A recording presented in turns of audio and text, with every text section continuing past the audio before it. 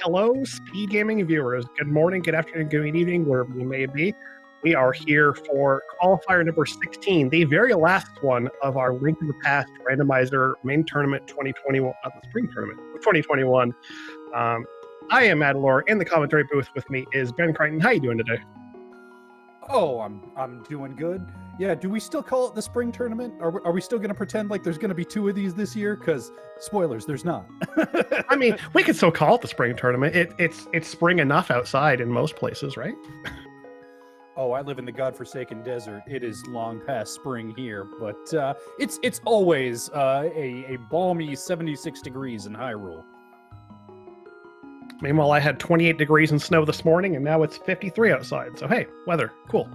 We are waiting for that race time timer to just tick down. We are getting through our 10-minute delay. These racers should be getting going any moment here, and we'll be getting right into the standard start of the opening.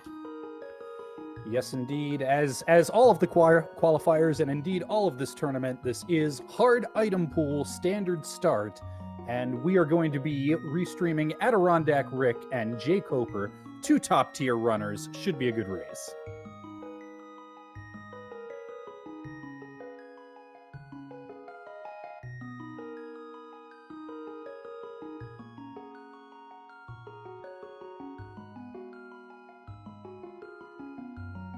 Any second now. I swear it's any second now.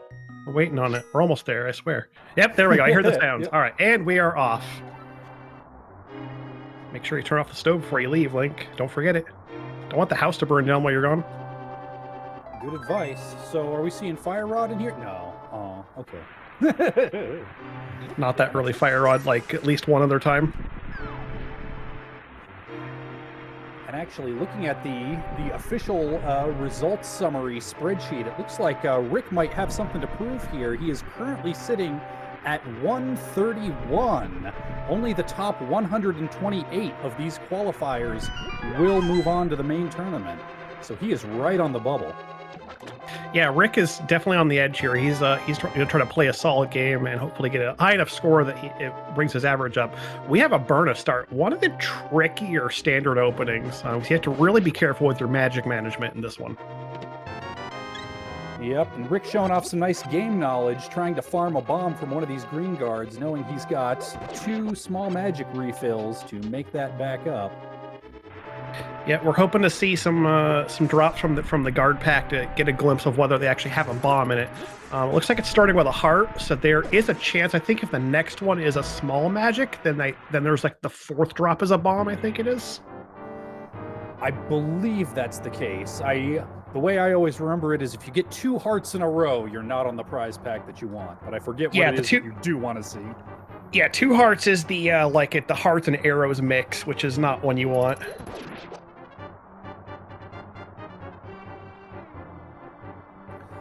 And I do believe that I saw a fairy over there on Coper's screen, so I believe that does make it the prize pack that we're looking for, where that 4th drop will be a bomb. Yeah, that variety pack, if that's the case. Yeah, but with only the Cane of Burna, those kills are going to be a little hard to come by. Got to watch that magic meter. We'll be relying on pots and primarily. I think there are a fair number of pots scattered about here, so you can try to farm those drops and get that drop counter up. Yep, but of course, for those who don't know how prize packs work, it's always a 50-50 shot whether you will get anything at all, so there's a fair amount of RNG. And ooh, jkoper wasting a little bit of magic there, but gets that full magic refill.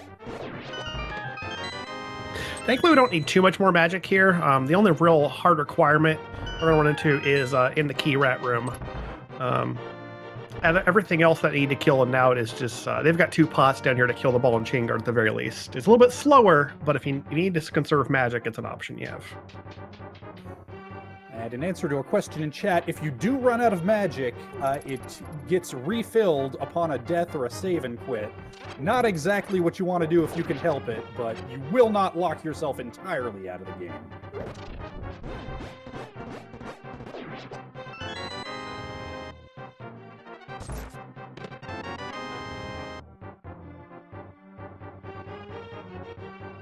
We got 10 arrows in the cell, nothing special yet.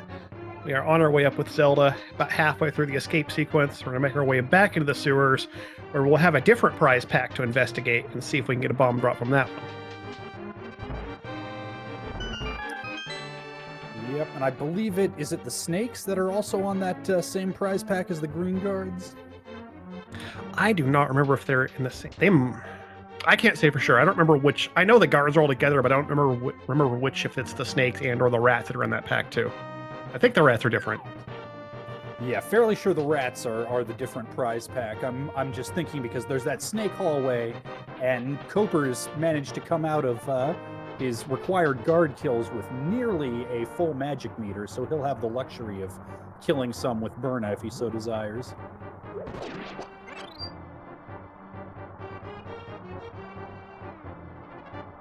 Yeah, of course, we are looking for bomb drops in the hopes that we can claim the 3 chests that are in the secret room in the back of this escape near the end. Without any bomb drops, they will have to come back later once they have a glove to actually claim those. Or if in like a time of desperation, you can even walk all the way through castle again, but that's not ideal.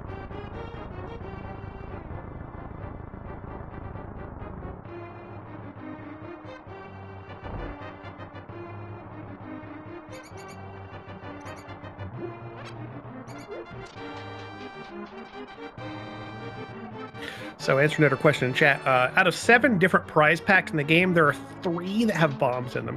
There's one pack that's all bombs all the time. That one's easy enough. There is one pack that starts off with a small magic. If you ever see a small magic as your first one, the 6th drop in that pack is 1 bomb.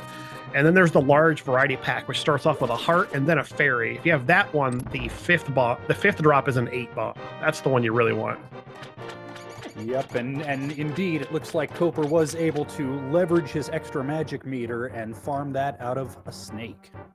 Yep, that was that large variety pack. You see that 8 bomb comes out. So that's not only sets him for the back of escape, but he gets entirely free. Like, his Kakariko is now free. You don't have to worry about bombs at all. And jkoper has just enough magic to kill the key rat. Like, he just managed that just well enough.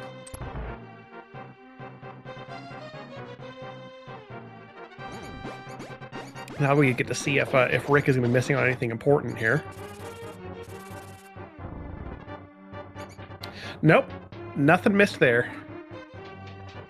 I'd imagine he'll be back to check that once he can, but we won't be nothing critical that he's going to be missing out on in the meantime. Yeah, that's the kind of skip that lives rent-free in your head until you're able to get back to it. But fortunately for him, especially if you know the prize packs and you know there was a drop coming, you just couldn't quite get there. You're thinking, man, everyone else is going to have that item but me, and you hate it the whole time. Looks like we also had a bottle full of green goo there in Sanctuary, so that'll be a very nice cack for Koper. He'll be able to speak to everyone's favorite sick kid while he's there. Yeah, nice to have a bottle, very convenient before Kakariko. Looks like Rick's going to head up north and give us probably a look at the Lumberjack. Not a bad idea in these qualifiers if you're going to go for it early. You just have that knowledge, and sometimes, you never know, Lumberjack might deal us a critical item that you know is there. Yeah, and especially when you're still farming for bombs, get you an extra tree pole, get you next to another bush crab. He's going to go ahead and refill up magic off that bush crab. Not a bad idea when your main weapon right now is a magic consumption item. Ooh, Moon Pearl in the woods drop. Well, there we go. And I believe that was just a piece of heart behind the Lumberjacks, so we can either hope for or against an Agaseed, but that's one data point against. Yeah, early Pearl might kind of tilt us a little bit more towards Aga, but we'll see. We got to see how the rest of the items play out. There's a lot of variables still, but yeah, not as likely to see an Aga today.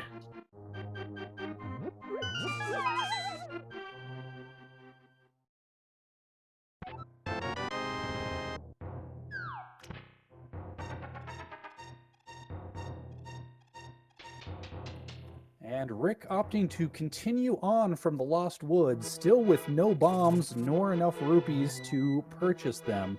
You'd often see a save and quit at this point if you're feeling extra safe to farm them in the South Grove. Yeah, that is an option. You can go for the 50-50 bushes that are down there, but I think Rick's he's just going to chance it. Maybe get hoping for a bomb pull out of whale and or blindside, or just enough money to purchase. It'll be a little bit slower, but if you get the 50 rupees, you can at least go buy them. And of course, the bombs in Blind's hut are hidden behind the bombable wall. Of course they are. Got an ether medallion in the well and just a bunch of money, so he'll have to go make a purchase here.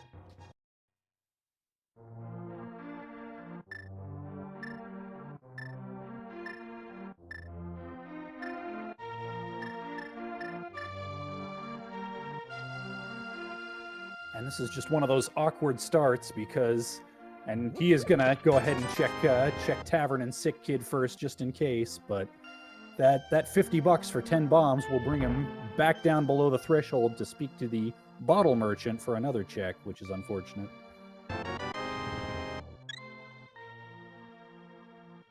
Sick Kid just gives us a heart today. Yeah, you're at that point you're hoping that you get some of their money in Kakariko here out of your bomb checks.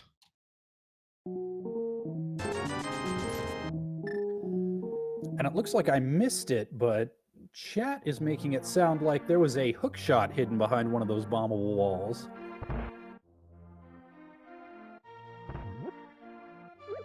I also missed it, but I guess once Rick gets back up there, we will be able to see.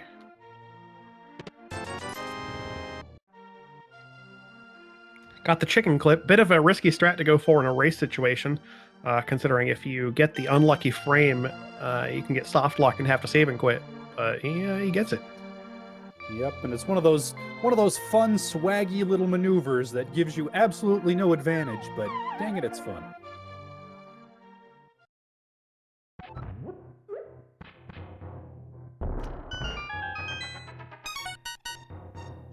Good luck, Rick. Yep, there's that hook shot in the back of well, indeed.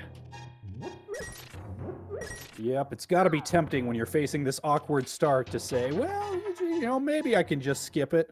I bet Rick's glad he didn't.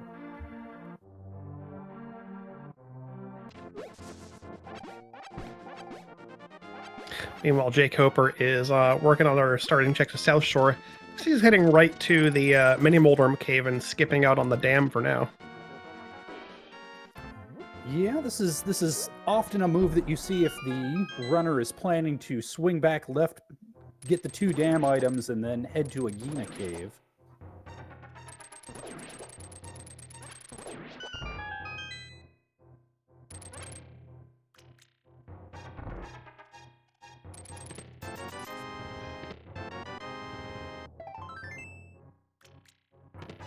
And that's a flute there in Mini Moldorm Cave. Always a nice find early on.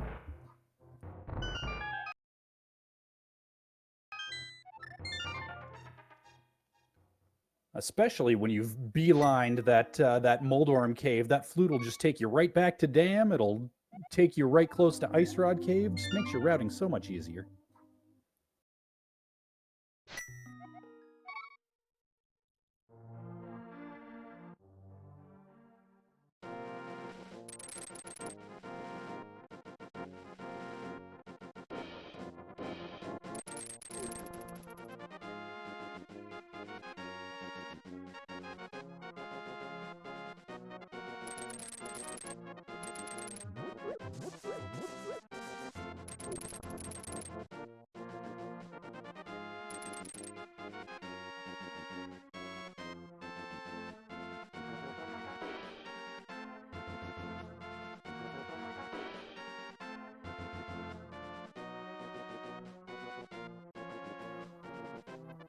And it looks like we should be seeing some new checks in just a second here on Rick's side as he heads down to those dam checks that jkoper has opted to skip for the moment.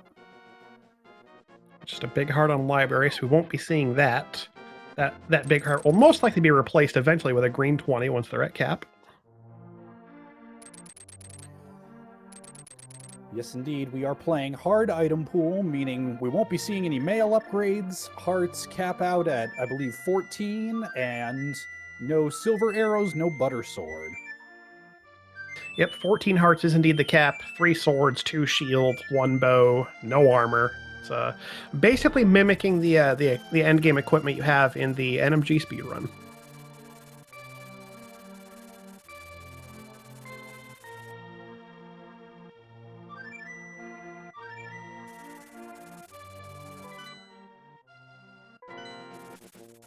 looks like jkoper's gonna head straight for the mountain. Okay. Yeah, once you have the flute, like you get a couple of options. You can go float to 6 for Agina's Cave, float to 8 for Ice Rod, 7 if you haven't checked the dam already, or you can go up to 1 for the mountain, which is with hookshot, honestly not a bad option because we have East Mountain access. Paradox is available for us.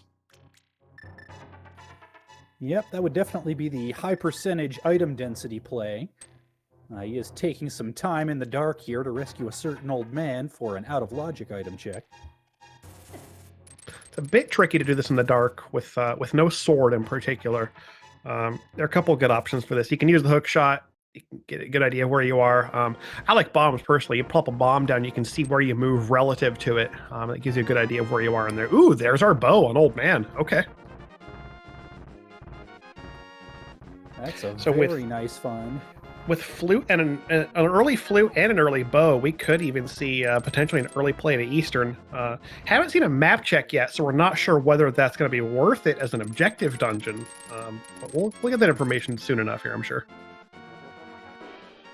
And yeah, that bow is, of course, out of logic until we have acquired the lamp.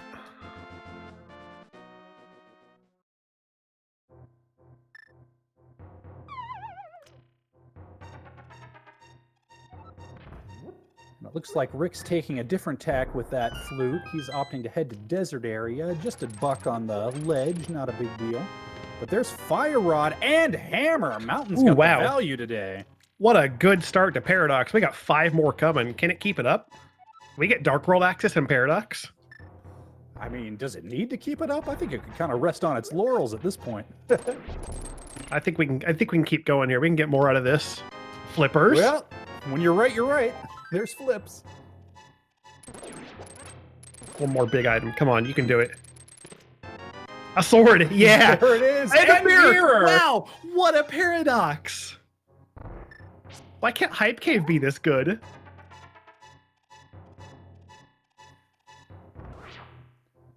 Meanwhile, Rick's slightly more thorough detour to the desert area turned up dry, if you'll excuse the pun. It's good. I like it. I don't think either of these have gone to the sentence. I don't think either of these have gone to Ice Rod Cave yet, but again, with the flute, that'll make it easy to visit that at any time. But no, Paradox is the real winner here. I think. I don't know if jkoper checked the top 2 here, but we'll get a look at it from Rick. I don't believe he did. Just 20 bucks on top of Spectacle.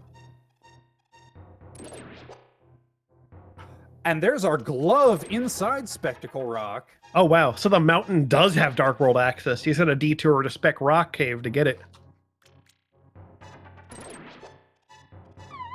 This mountain is crazy. I mean, no wonder we have an early flute, because it just wanted to go up here and get all the things. Yep, and once again, Koper picking the optimal route here, because he's going to, if he goes there, he'll have Mirror to get up to Hera. Map check. We got a pendant Hera, crystals on Eastern and Desert.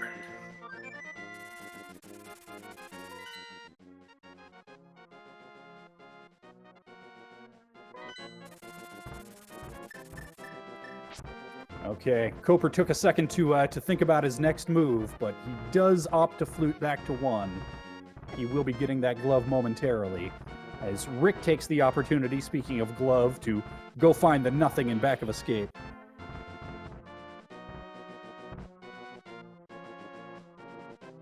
Yeah, I don't blame him for wanting to do this. Again, those items are available. Like, no matter the game doesn't care whether you get bombs in the castle sequence. It considers these logically available. So you want to get these as soon as you can.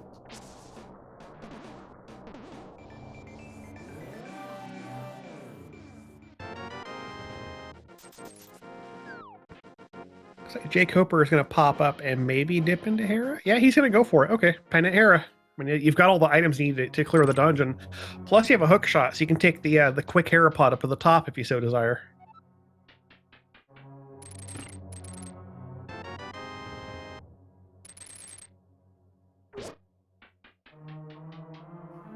Yeah, come to think of it, you could have made a pretty strong argument for going straight to Eastern with the loadout that you have, but assuming that he turns around and checks the inside of Spectacle after this, he'll be well rewarded. Yeah, we hope he doesn't put that off for very long, which he shouldn't. I mean, it's right there, basically. Once you're done with Harry, you step outside, you'll be like, oh yeah, inside Spec Rock. At least we're hoping he's got it in mind, because that would be very bad to miss for a long time.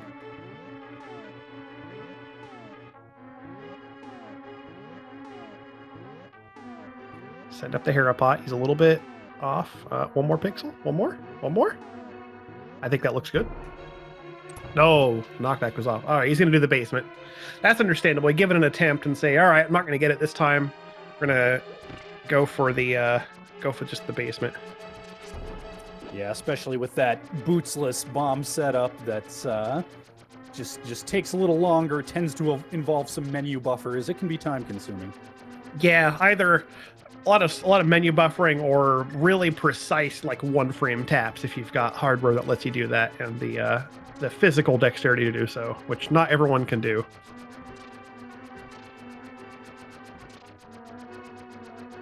Meanwhile, Rick over here is about to give us another replay, like instant replay look at what was in Paradox if you miss it the first time. We've got a ton of items over here.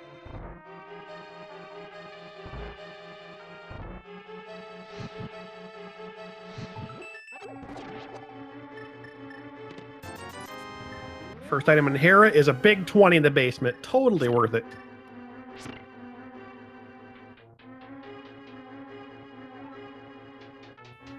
Yep, it's a little less costly when you have that mirror to get you back upstairs on the quick, but still not what you want to see there.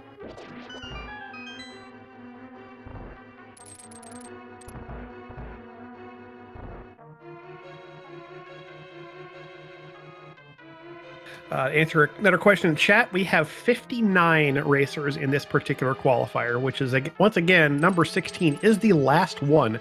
After tonight's finish, we will have our top 128 figured out, and it's just a matter of contacting them and figuring out, hey, do you actually want in? And then over the coming day or two, I'd imagine we'll get that list finalized and start setting up for groups, which starts next Sunday. Ooh, Koper taking an unfortunate tumble while setting up the bomb jump to the Hera big chest. That's a tricky bomb jump. Just thinking about doing the Hera pot again. Just gonna go ahead and go do the climb again. Yeah, there you go. Just mirror. And he is dedicated to reaching the top of this tower. It's a bit of a gamble in a pendant dungeon. Especially when you've got item? Dark World access. Well, we know he has Dark World access if we'll just go into Spectacle Rock. He doesn't know that yet. Yeah, he needs to get in the Spec Rock Cave and just get those gloves, then he'll have a lot more to do. Speaking of a lot more to do, Rick is going to go ahead and looks like he's going to start at Hype Cave, probably. I like this when, when you've got a bow and a hammer. Oh, map check. Red crystals on Mire and Swamp, and pendant ice, and green pendant pod. Ooh. Green pendant pod. So the rule is that's where the progression is, right? The other glove is in the Hera big chest. Wow. Just holding all the goodies today. jkoper. He's not gonna get the second glove though. Oh no. Oh no. Up with this mountain. Wow. Hera actually paid off. Pendant Hera has a glove. That's a real wrench in the siege. Some people are not going to get that early enough. Yeah, I was just commenting about about whether it was a worthwhile play to dedicate so much time to Hera with so much else on your plate, but that'll teach me to make predictions. Yeah, no, Vortex. jkoper did not look inside Spec Rock. He has no idea there was a second glove inside Spec Rock Cave. Otherwise, he would have grabbed it right then and there. He might have grabbed that and left the mountain if he. So, I mean, it works out in his favor because, like, I think it's easier to go back into Spec Rock Cave than, I don't know, is it? You can do Spec Rock Cave and Spike Cave together, I suppose, later. So it's hard though. We hope he goes back there sooner than later. Yeah, although he has Spike Cave access right now if he wanted it. So what else is going to pull him up there? Book maybe? Yeah, we'll just hope he remembers at some point. Meanwhile, Rick is in Swamp Palace at 23 minutes. I think this has got to be one of the earliest swamps I've seen in these qualifiers. Yeah, but when you have everything you need for a crystal swamp this early, and yep, sure enough, looks like Coper's got the same thought. Yep, no, this is a good play. Swamp is the most item-dense dungeon. It's got 6 in it, and it is an objective. You need this crystal. There's a Master Sword in the first chest, right? That's already paying out well.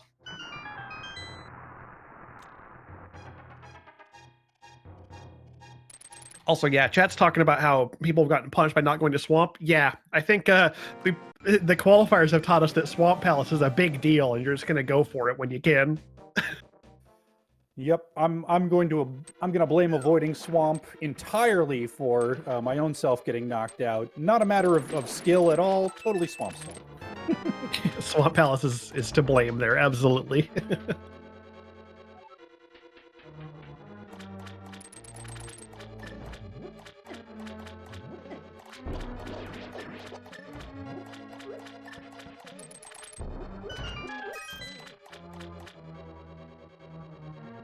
Good game knowledge on jkoper's side, knowing that, hey, I'm out of bombs. Oh yeah, there's a bomb under this one pot here in this hallway.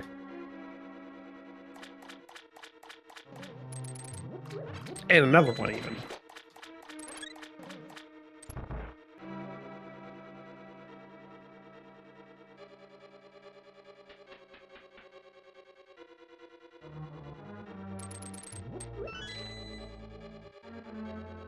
The compass chest has a compass. Weird, but okay.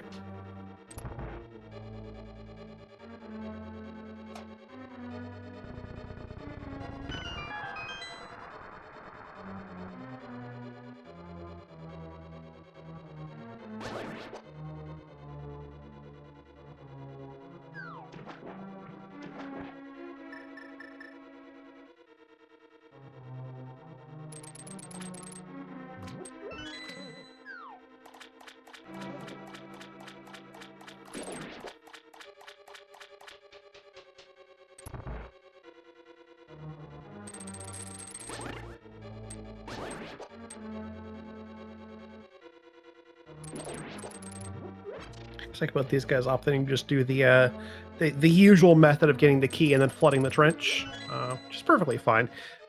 There is a bomb set up to do the diver. Maybe they just don't put it's quite possible, but it's okay. Yeah, they're both doing left side swamp, being thorough with it at least. Yeah, looking at jkoper's bomb count, I certainly don't blame him for wanting to do this the long way.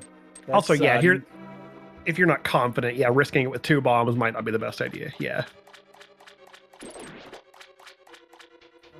Yeah, especially this left side swamp diver down where the punishment for missing it is, well, get out of here, son. Go back in. You just drowned the key.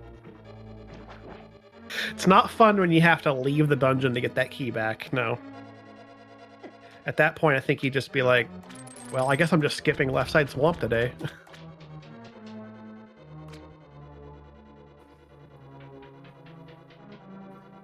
And it looks like a shovel and a map on left side today. Yeah, we have gained ourselves a fetch quest item. Oh boy.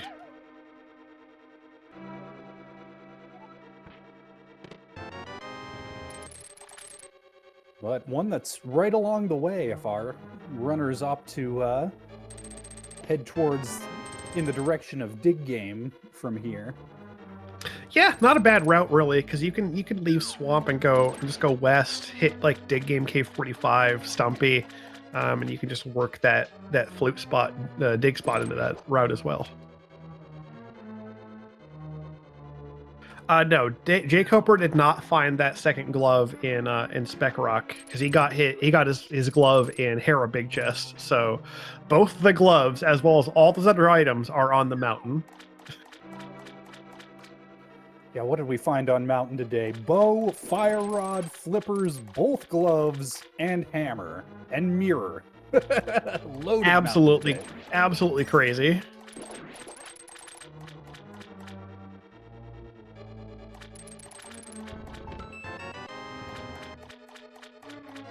So Rick is in the back of swamp now. We're going to get a look at these 2 chests down here. I haven't been counting his items, but it's pretty easy to full clear swamp and not to worry about your item count, honestly. All the chests are pretty well in line. A 3rd sword. Nice. Okay. always a nice find, most especially in hard item pool, where you know you're not getting those silvers. Yep. Because you know every Ganon fight in this tournament is going to be silverless. You definitely want that tempered sword. It makes a big difference. There's the big key. I forgot we didn't have that.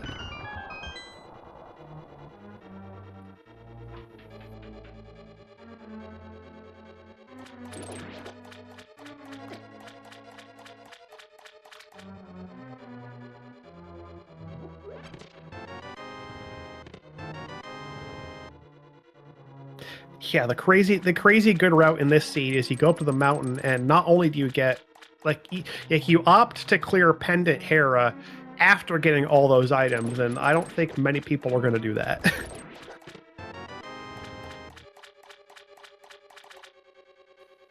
I don't believe we've seen the compass yet here in Swamp, so our runners are hoping that that's going to be in the big chest, and their final item is here on Argus. Compass was in the compass chest, I believe. Oh, my mistake. So that is two more items then. Yeah, according to our tracker, actually, we've got one item left on the boss. We've seen all the there's an item on the boss and in the big chest. So we'll have to see if we go back for it. 50 rupees on the boss itself. And that's our first crystal from Swamp Palace. How often do you see Swamp as your first completed dungeon?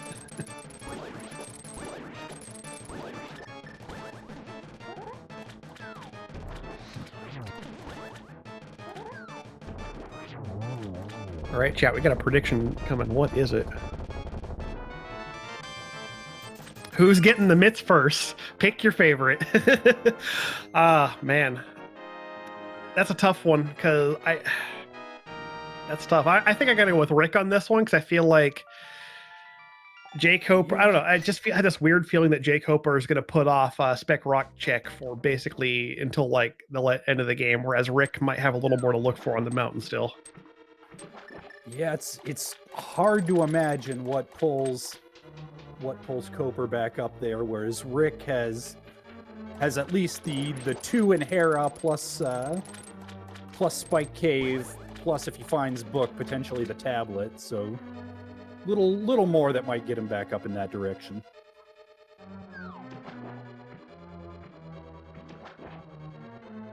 Yeah, a book would be ideal, because that would put you on the West Light Mountain specifically, and when you're in that proximity, you can be like, oh yeah, Spec Rock Cave. Or in Rick's case, oh yeah, I mean, Hera. So we'll see. It's a tough call either way. Yeah, well, that's the thing. Traditionally, the other thing that's pulling you up to the mountain is once you have Titans and Dark Death Mountain access, but that's what they're looking for up there.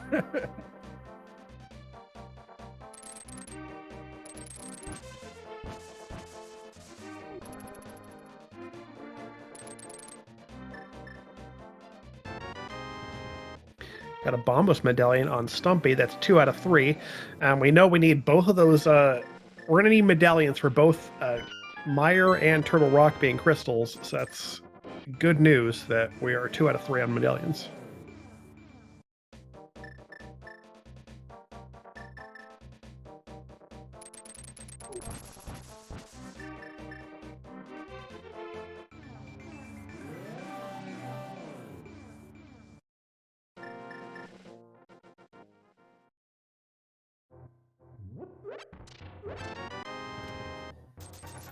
Yes, I very much like this this south route, Stumpy into Dig Game route here, just because we've got Thieves Town and Skull Woods, both fully clearable crystal dungeons ahead of us, and this just cleans up that niggling overworld stuff, frees you up to route that really cleanly, and leaving you the option of going northeast from there if you so desire, grabbing stuff like Graveyard Ledge, and potentially even continuing that route over to Catfish. Looks like we had about 25-ish digs for a 10-pack of arrows. Nothing exciting there.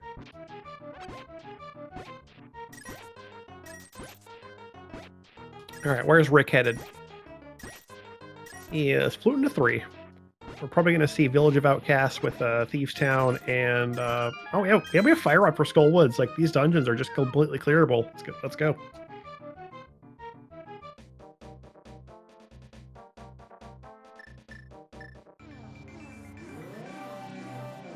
pretty well equipped by now too. The only thing we're really lacking is hearts. Like you've got 7 hearts, so this Dark World action is going to be fairly dicey. Yeah, certainly having the tempered sword to more easily dispatch enemies is going to make that a little easier, but only 1 bottle, and I believe both of our runners are still sitting with that original green goo in it, means not a lot in the way of safeties. Yeah, that at least helps with fighting Moth, with getting to the Moth and fighting it, because there's a big magic requirement in that whole Back of Skull Woods. But yeah, no real healing to speak of. Stuff in the Dark World with Greenmail tends to hit in the range of 2 hearts or more from almost everything, so you gotta really be careful here. Both runners have opted to go ahead and clear Village of Outcasts first.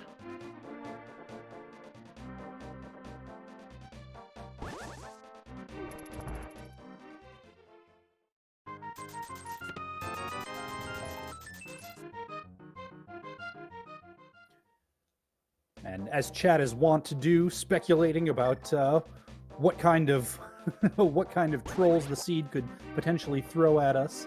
And it is looking like an Ice Rod hunt is a possibility, although we're still going to need the Red Cane and potentially Boots and or Quake, depending on how things shake out before we need to start worrying about go mode. Yeah, at the very least, we know we need a minimum of 2 items, potentially 4. So we are not quite close to go mode just yet.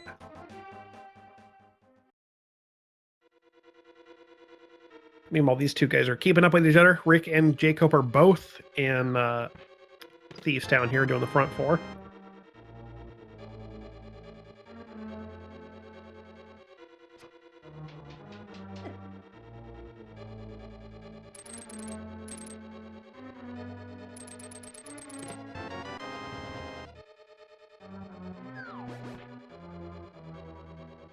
So you got 1 or 2 items in the front. I know I saw at least 1. I believe it was just the 1, because we got the big and small keys. Yeah, no, I'm not sure, but we'll find out in due time. Thieves Town is one of those where if you enter it, you're full clearing it, especially if you have hammer already. Yeah, pretty much in race, you see, if you go into Thieves, if you go beyond the first 4, you're getting everything. Yep, and absolutely no reason not to, considering we have the means to full clear. It's a crystal dungeon. Blind fight, let's go. Exactly. We have a nice equipment setup for fighting blind. Also, we have the Cane of Burner from the very beginning if they need it. If they get off script and the fight gets kind of crazy, which can just happen. Like the blind script is not exactly like a perfectly easy thing to pull off. You can get a little bit off, and then it goes haywire. And sometimes just having an invincibility item is a great thing for that fight.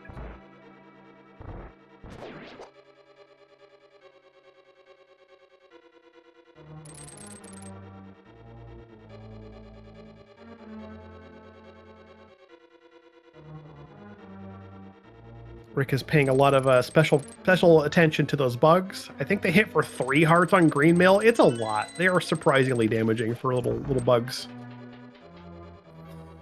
Yep, it's those guys and it's crabs that just hit you harder than it feels like they should when you're only on Greenmail. Why is it that crabs in these Super Nintendo games hit so hard? Like the crabs in Super Metroid hit for like 120 damage without any damage reduction. It's crazy. They're not even giant enemy crabs. They're just like normal sized crabs. Why are they so deadly?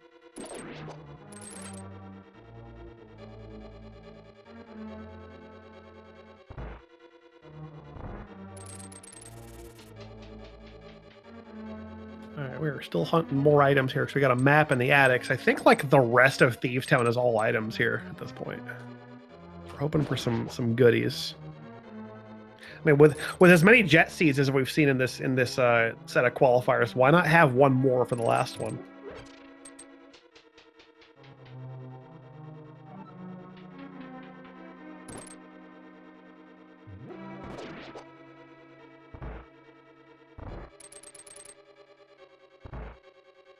Oh, there's our last medallion. We do not have to worry about those. That's one more potential piece of the go mode taken out of the puzzle.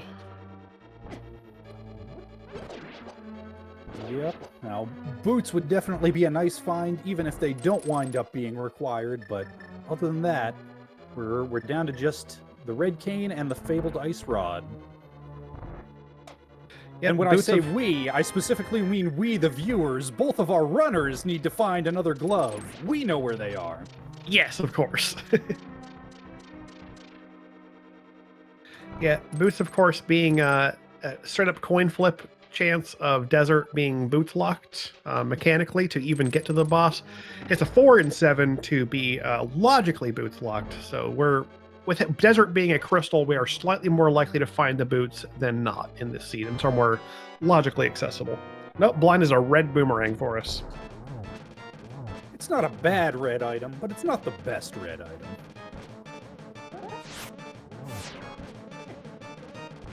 I like the red boomerang personally, though the blue boomerang tends to be the mechanically better one. It generates less lag frames and has some useful strats in GT basement.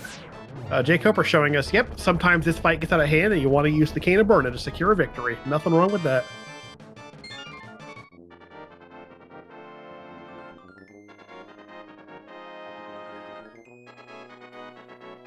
And the C-shaped house, revealing nothing special over on Rick's side. Looks like he's headed up to Skull Woods for 2 more item checks and another crystal. Yep, we've got that fire rod, so you can head straight to the back and take care of Mothula, no problem.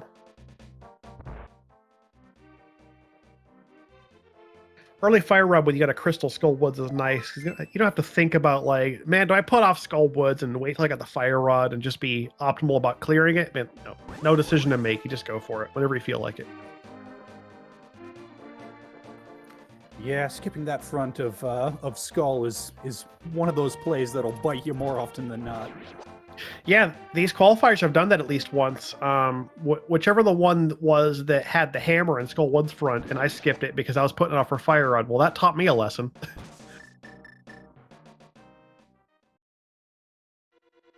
So we will have differing perspectives on clearing Skull Woods. Rick goes straight for the back, and jkoper is going to start with the front.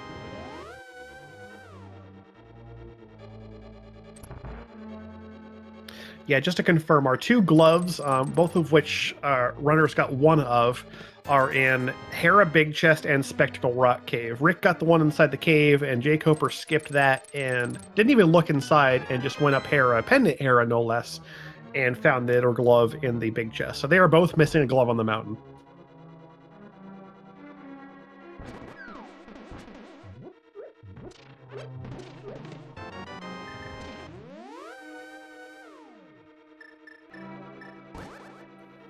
Pinball room holding the big key. We'll see if Koper's play to the front pays off as Rick enters his moth fight. Just a compass in the big chest. Moth is definitely a tricky boss, but Adirondack Rick makes it look easy. Tempered sword, no problem. Ooh, powder. Very good safety item. Love to see it. Yep. Also, 1 more item check if he should happen to make his way back down there.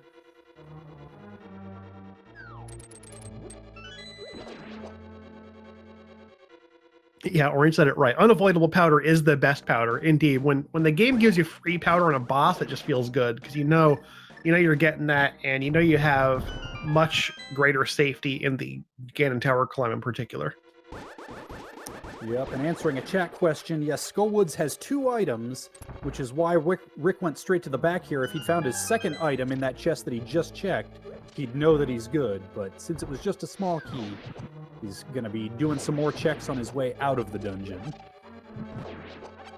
Yeah, the optimal way to play Skull Woods, you want to, if you have the fire rod, you're going in, and you know you're killing Mothula, just go straight to the back. You know you're doing it, and you might find both your items in the back and be done, and not have to check anything in the front. Rick has no time to mess with Gibdos, pulls out that ether. And that's fair. This room is pretty terrible without Samaria. I mean, Samaria makes this room really cakewalk. You just put the block on the switch and go in. But without it, you have to either know kind of a relatively tricky, like, specific movement way to get to the room, and even then the Gibdo RNG can still mess you up, or you just pull out Ether and nuke him. Other options include, like, you have a boomerang. If you have a boomerang, you can stun Gibdos. That's one of the few things that actually stuns Gibdos. Yeah, Gibdo's one of those weird enemies that gets stunned by the boomerang, but is completely immune to hookshot. No damage, no stun, just tanks it like it's not there.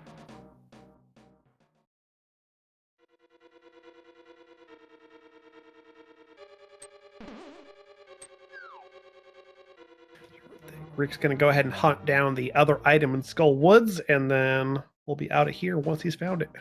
There it is, green 20. All right, it's our first green 20, I think. So that, at this point, is... It could be a bow or a sword, actually, or an armor. Any of those. Yep, it could be a false set of armor, mail fraud, if you will.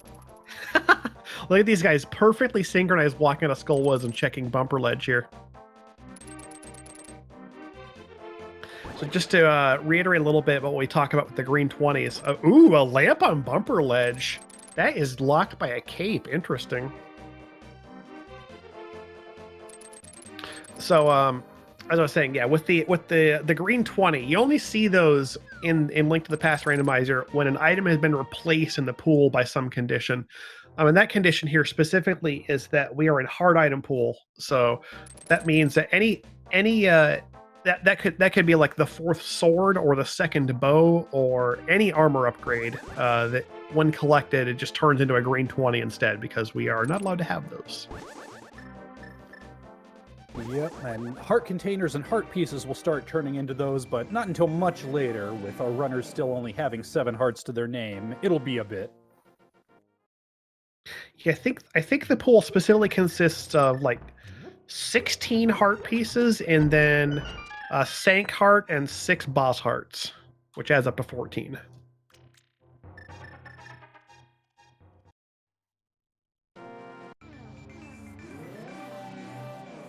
And of course, all those here. Go ahead. Looks like Rick has opted to flute to 5, and he's heading into the eastern pod area, while Koper's walking out of Graveyard Ledge, possibly making a play over to Catfish. And he's got some flip checks in the area too.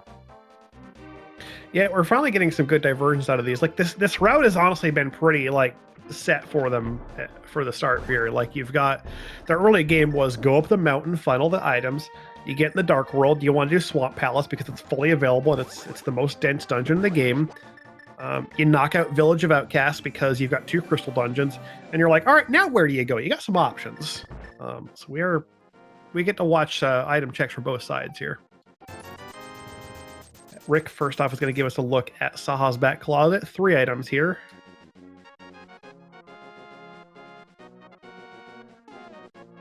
Ooh, half magic, also a great safety item. Yeah, most especially with that lamp tucked in an out-of-the-way spot where he's not likely to go back for it. It's real nice having that half magic in a Fire Rod Ganon fight where it's going to be a little tougher to make that torch glitch. Yeah, knowing that you're probably not getting the lamp, indeed, you like seeing that half magic.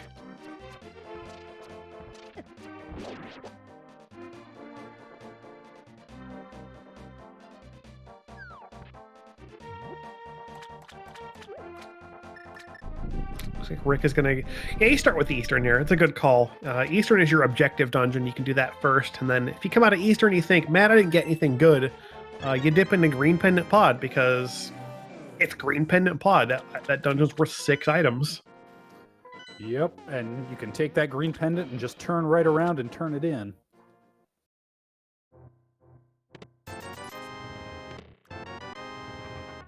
Waterfall Cave gives us a big 20 and a second a shield. That is the last shield we'll be seeing. The third one will turn into a big 20. No mirror shield.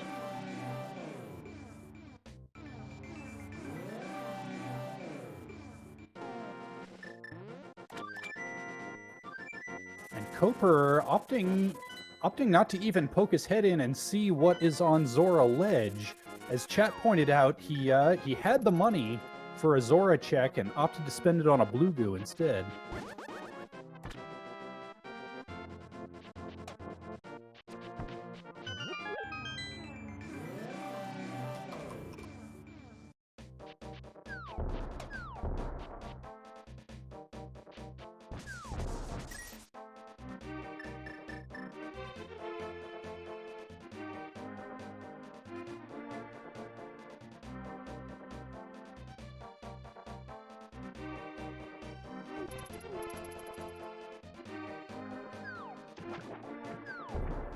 But it looks like we're getting a blind pull of Hylia Island here on the right-hand side. Just 50 bucks. 50 rupees. 50 rupees to get them back towards Zora money at least.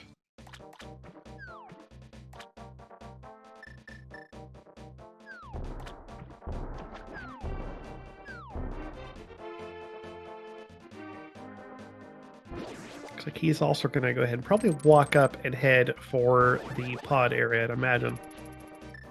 Yeah, looks like he might be taking a slight detour for Hobo at least. Oh, right, Hobo. Yeah, when you've put off Hobo for a while and you have flippers, this is a really nice way to do it. You can kind of loop it in with your walking around the East Dark World area because you can just mirror right here.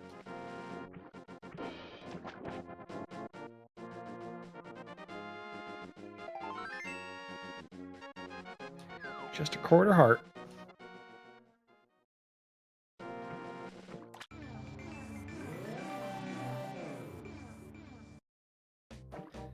We've got a vanilla big key in Eastern Palace because of course we do. Well, we don't want to have to think about whether to take the coin flip and head straight to Armos for the last item. We want to just take that decision out of our hands. Yeah, and that Eastern Palace gamble is rough. I know some people who make that all the time, and I think they're crazy for it, but sometimes it pays off. I feel like that's one of the gambles that I really hate because it's like, if you get burned by Eastern Palace big key chest gamble, you get burned really hard because it's a long time to get back there.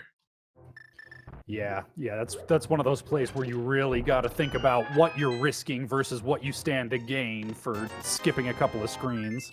Yeah, and in a qualifier in particular, I think you want to be a lot more consistent than gambly, just because you don't want to leave anything hanging when you're looking to just get like a decent score and hopefully push yourself up into qualifying range.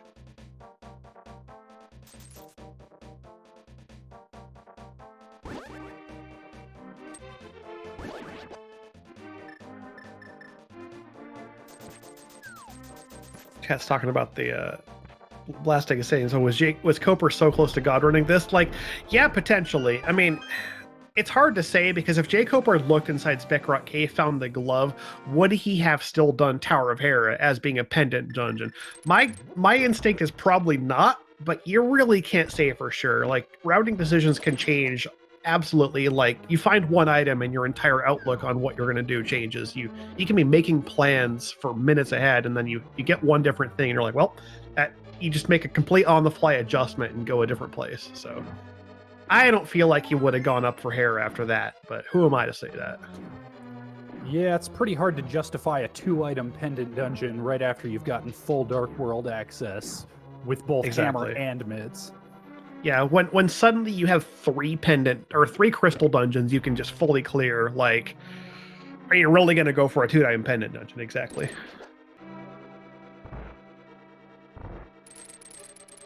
So Rick is now done with Eastern and is going ahead and dig into Green Pendant Palace of Darkness. Yep, and interesting to note that this is logically bow-locked. It's possible one of those green 20s we've been seeing was the other bow, which would put this back in logic, but the bow that we found in Old Man Cave is lamp-locked, and lamp is hidden behind Bumper Cave. Yeah, it's hard to say, because, yeah, like you said, it's that one of the green 20s could have been the other bow, but we'll never know that for sure, unless we hear about it post-game. Or if we happen to get lucky and see like a bow drop from a boss item, which will then turn into a big 20, but yeah, we can only speculate on that. What we know for sure is that the cape is locking the lamp, so as soon as we find that cape, we can start piecing the logic together.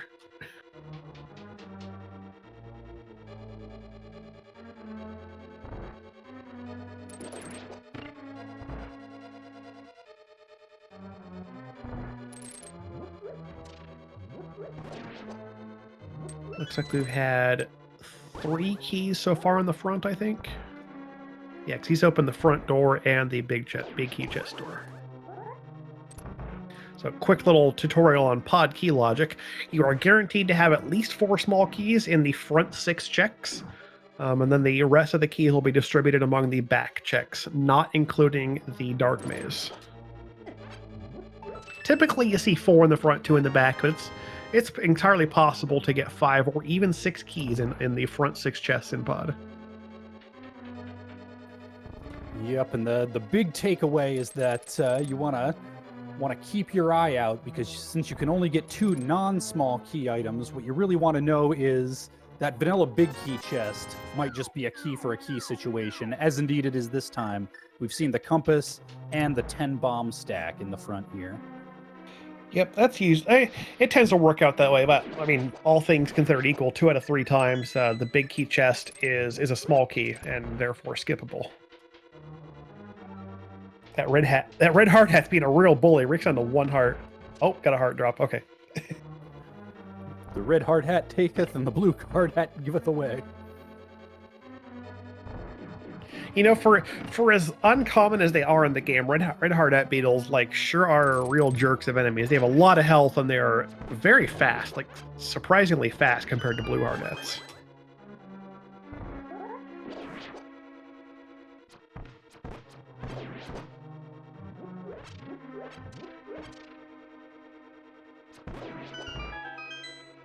We do have that powder, so Rick can easily heal off the anti-fairies here. So it's worth noting that this room is in logic. Anything you find in the rupee basement, because we have fire rod, is completely logical. We are an advanced placement, of course, but anything in the dark maze is going to be out of logic because the game expects you to have the lamp for those items.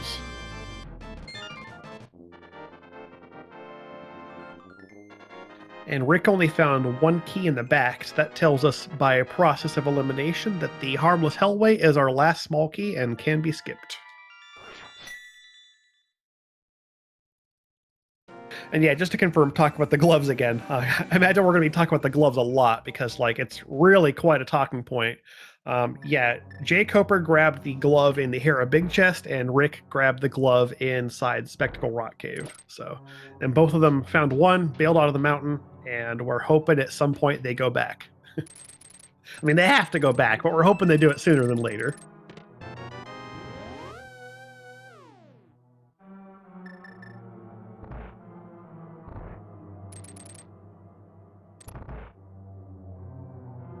All right, what's in our big chest here? I haven't been counting items, but I think we have 2 left on instinct. Actually, no, we do. Yeah, we actually no. Now that I'm remembering, we found compass was in the arena ledge, and then we just found the map in the bottom of Dark Maze. So there is 1 item left on Helmassar. We've had a mushroom as well, so we got another fetch quest lined up. Out of logic mushroom, so hard to say whether we're going to find anything useful from that, especially since we know where the lamp is. It's locked behind another item we don't have, but also if whatever we find in Helmassar is also out of logic. But maybe we get something. Maybe we get Samaria, and then we've got like this crazy item chain to actually get it. Yeah, that's and with the out of logic fetch quest being the mushroom specifically, that's a nice quick one to check. So I'm often one to say, yeah, you know, stick to logic unless you've got a good reason not to. But that's so painless to check, you might as well. Oh yeah, we've had that float since the beginning of the game. You may as well just, anytime you're floating at that point, you can just insert that check whenever you feel like it. Yeah.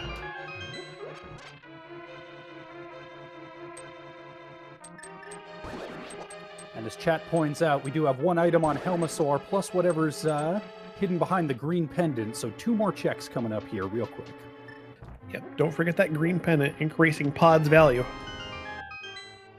Great dungeon to have as we green, obviously, because you can, like you said earlier, you can just hop right out and go hand it into Sahasrahla as soon as you're done.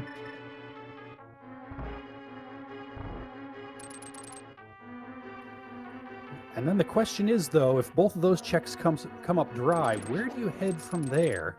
Kind of running out of spots. I don't think we've seen Ice Rod Cave yet from either of our runners. I don't believe we have. I think despite having a flute, neither of these guys has yet to actually go to Ice Rod.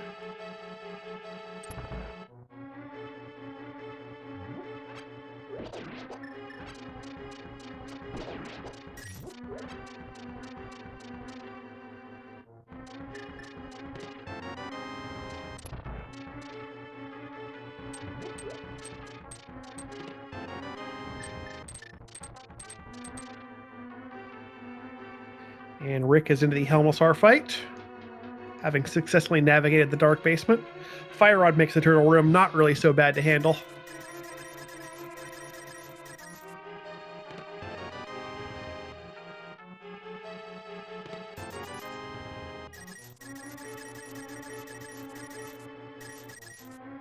And that's Helmosar down, quick and easy.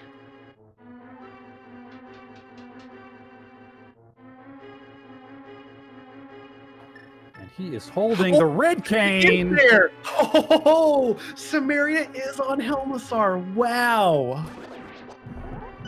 Well, that's something we will definitely need. Doesn't help us out much quite yet until one or the other of our runners goes back up the mountain to find that Titan's mid.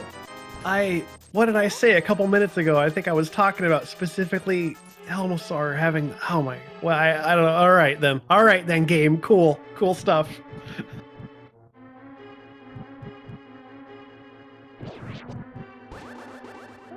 So where is the cape? The cape that gets us the lamp, that gets us the Samaria.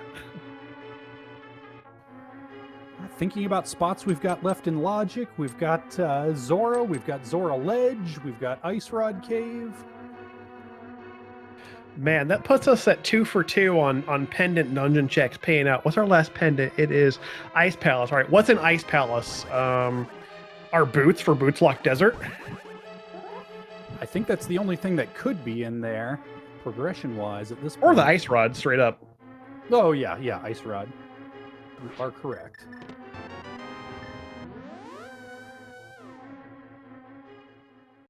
Rick did a little bit of cleanup here. Also taking care of the hobo check, and jkoper is now done with... Ooh, oh no, jkoper bailed out a pod. Oh, that is most unfortunate. Oh man, I don't know how you make that decision with it being like, with you having this many items to go mode and it being a green pendant. I don't know, man. That's tough. Yeah, Here's the thing. These are better runners than I am. I always try to assume that they've got a reason behind whatever they do, but... Yeah. It's just tough to see it, because you look at and we're the commentators. We've seen stuff from two different perspectives. We know everything that's going on, and we're thinking, man, what a bad idea, unfortunately. And chat pointing out, it is true that that pod is not in Logic right now until that cape shows itself. Even still. So where can cape logically be? That is the question. We know it's not locked by any dark room because the cape locks the lamp, which locks Samaria. So it's not going to show up in on Victorious, in anywhere in Turtle Rock. It cannot be in... Obviously, well, it's not in pod. We've seen completely pod. That's about it at this point. Like, there's not a lot left that's specifically lamp locked. Yeah, it could be Super Bunny, it could be Hookshot Cave. Because the mitts are fully in Logic, so everything that they lock... Oh, jkoper's going for Spec Rock. He's getting it. Ooh. Dang, that is me losing the prediction. Good job, all you people who guessed jkoper. Enjoy those tasty stream points.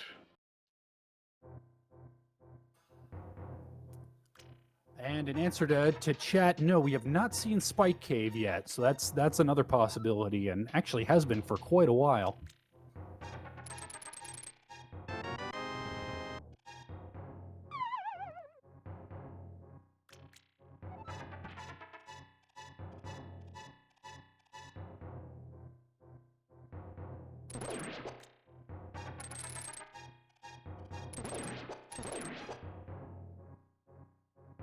While Rick cleaning up these checks up here in the Catfish and Zora area. That's a green 20. Yeah, I think we saw that as a green 20 on jkoper's side too. Yeah.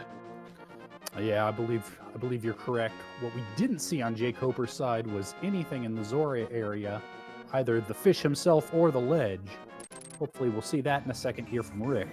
I think he went back for it after the Pod Eastern area. Like he's been there recently, I think. I think there was an arrow pack on the ledge, and I forgot what was on Zora, but it was inconsequential. Oh, and here's our Spike Cave check. Yeah.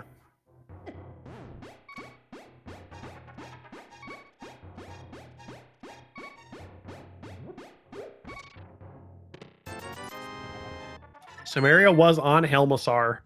Green Pendant Helmasar had Arcana Samaria. What a seed.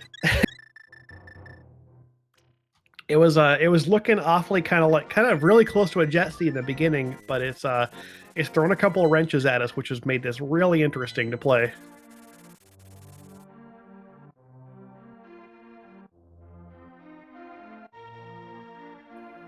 Yep, and it does mean that we are almost certainly in an ice rod hunt situation for both of our runners at this point. Of course, jkoper needs to make his way back to Pod at some point for that cane.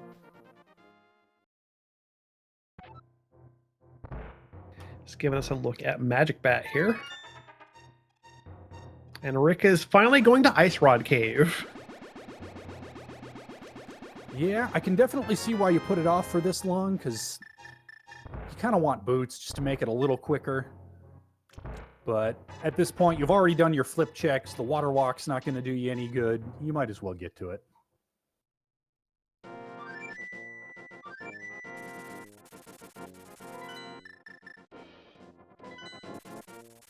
Turns out we weren't missing much.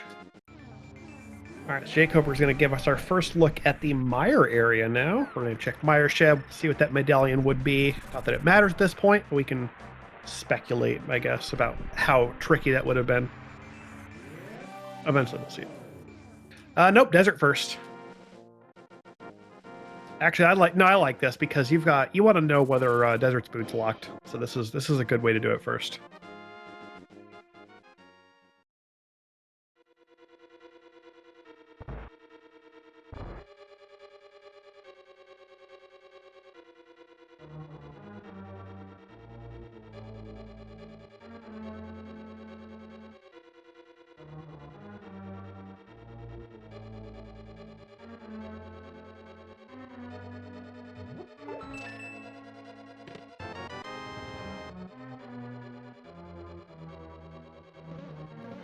Yeah, the cave may yet be boots locked, but if so, we're not going to find out quite yet.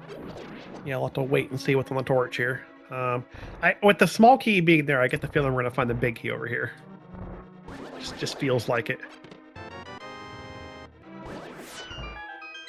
And that trio of bombs is one of our 2 items in here.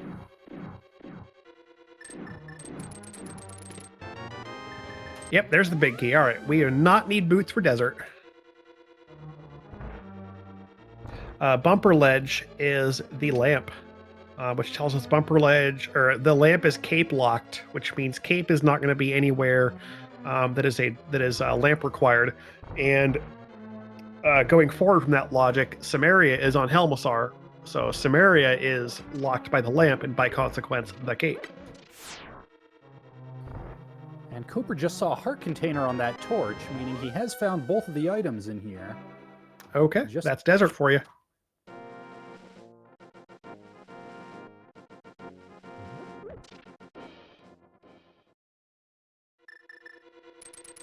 And the bow that we found in Old Man Cave was indeed lamp locked. We have been seeing a bunch of green 20s, which is what the second bow will turn into, so it's in a bit of a Schrodinger's logic state. We're really not sure. Oh, right. I forgot about that bow that was on Old Man. Yeah, that's not in logic either. It's so hard. We wish we could see what the green 20s are so that we could know for sure whether there's a logical bow available, but we just don't know. Oh, Rick's heading back for Hera. This is good news for him. Yeah, this is going to put Rick in very good shape of our 2 restreamed runners. Yeah, because he's taking care of Helmasar. He's got the Samaria. That puts him in honestly a really good state. Like, yes, you could have had this glove a lot earlier, but most people are not going to sniff this out. They're going to get one glove on the mountain and leave. So this is it's hard to believe that anyone would have. Not many people are going to find both gloves on the mountain. Yeah, in a big race like a qualifier, you gotta assume that somebody's probably god routing it, but this would be a heck of a god route.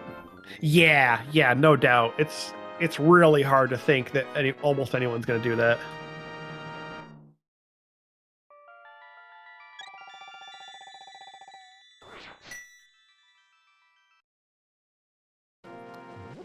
And Rick is opting to go ahead and fight Moldorm. Yep, he hasn't seen the item in the coffee break check yet, so he's looking to hopefully skip that. That's understandable. You don't want to have to do that. Yeah, that's a very good point. I'd forgotten that was something we saw on jkoper's side. He's going to look at Meiership, which has 3 bombs and a full heart. Rick's got to be careful. He's on 1 heart versus Moldorm, which could make it a little bit awkward. Yeah, Moldorm's usually one to annoy you more than kill you, but every once in a while. There's our map. He'll get his pendant just in case something ends up on pedestal, which at this point, Ice Rod on ped. Oh, there's Ice Rod. Speaking of that, in Checkerboard Cave. Okay, so that puts us, the viewing audience, in no mode, and both of our runners 1 item from go mode, assuming that GT big key is not on the torch, which would necessitate boots. Rick is heading into Meier area next, having just acquired the mitts. He's going to be, assuming he checks all this stuff before heading into Meier, he's going to be in pretty good shape to go mode a couple dungeons. Oh, he's going to check. He might even check. He might get 3 mode. Not that really go mode desert is a thing. You still have to look for the keys, but still.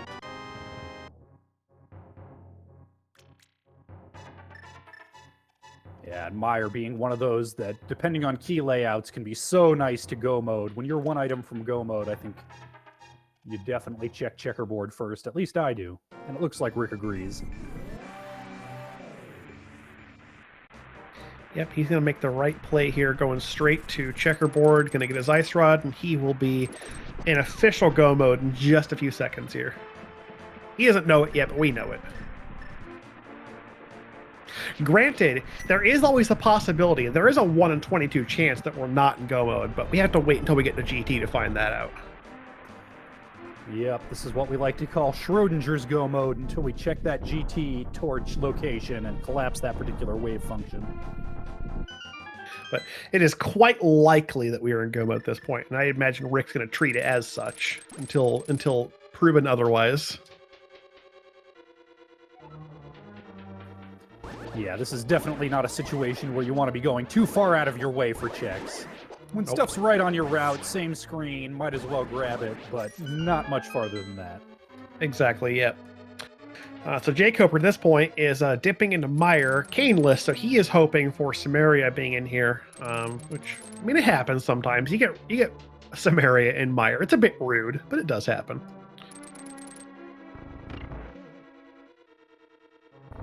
Yeah, unfortunately, with that Cane of Samaria hidden behind Helmasaur, you could say that jkoper's hopes of placing well have been summarily executed. And there's boots! Wow, there they are. All right.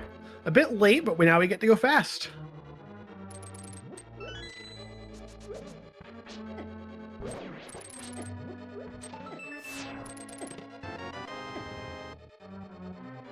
Yeah, that takes pretty much like any real big items off of ped at this point.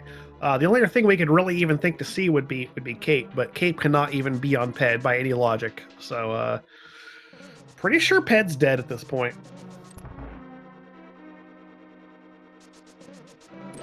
Sorry, chat. I know you like to see pedestal have a key item for us, but not today.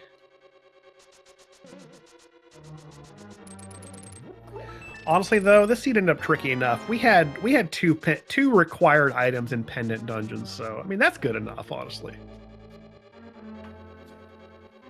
Yeah, this does also mean that we will not be seeing the inside of Ice Palace, at least on Rick's side. poor jkoper could still get pulled into there. In fact, it's pretty likely at this point. Yeah, I mean, he's got everything to do it, and it's a 3-item dungeon. I really would not be surprised if he ends up in Ice Palace. Like, it's really hard to think that he'll ever go back for Pendant Pod without clearing everything else. Like, that's most likely a last location for him. Yeah, unless he finds Cape. That could have him thinking, well, now those 2 checks in the back of Pod are in logic. Maybe it makes sense to go back. It is quicker than full clearing a pendant dungeon, but... Yeah, that Cape could be the savior for him, but we'll have to see if that pops up anywhere. For all we know, well, let's see. I mean, Cape's got to be somewhere because it locks the lamp, which lamp locks a ton of dungeons, but will they find it? That's the question. Yeah, honestly, at this point, the most likely spot for Cape is, well, I shouldn't say that, but it is possible it's in Ice Palace itself.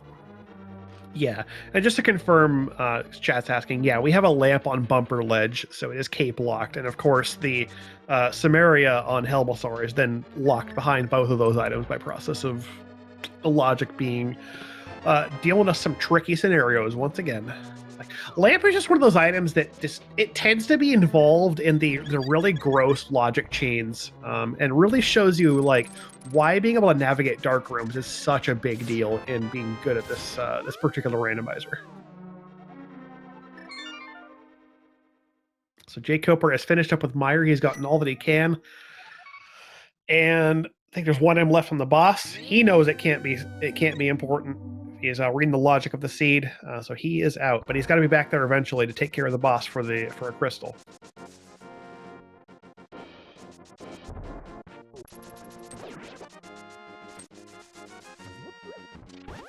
Yep, and looking at the standings as they currently stand going into this race, jkoper is ranked 98th out of 128. This is his 5th qualifier, so this is pretty much his free drop.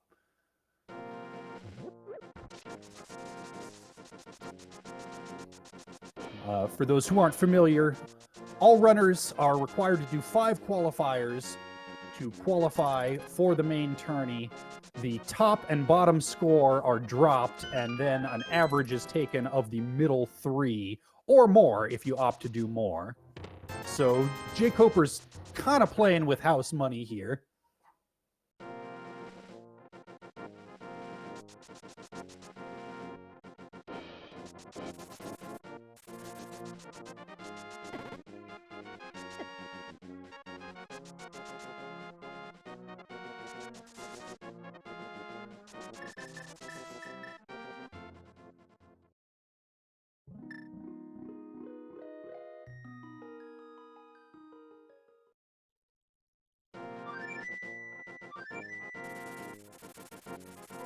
Meanwhile, Rick, having picked up his boots, is tearing his way through Mire, happy not to have to worry about any niggling Schrodinger's Go mode issues in the back of his mind. He knows he has everything he needs to clear. He just needs to find that big key in order to fight Vitreous and then head up the mountain.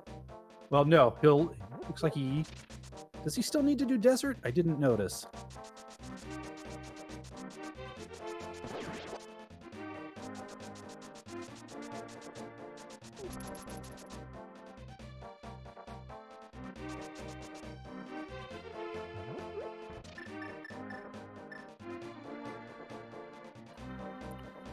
Okay, our tracker corrects the record. Rick did do desert. I thought he did, but big shout outs, by the way, to our trackers and our restreamers for doing a phenomenal job. Tracking is one of those thankless jobs where nobody notices you until you make a mistake, but they really do a wonderful job of keeping us honest. Lord knows there is enough to keep track of in this silly game that we all love. Yeah, no, thank you very much to Yorker's wife for keeping up this, especially like in a crazy seed like this one where you're getting items left and right so early and you got so much to keep up on. Yeah, tracking is it's a job we appreciate and definitely doesn't get enough thanks.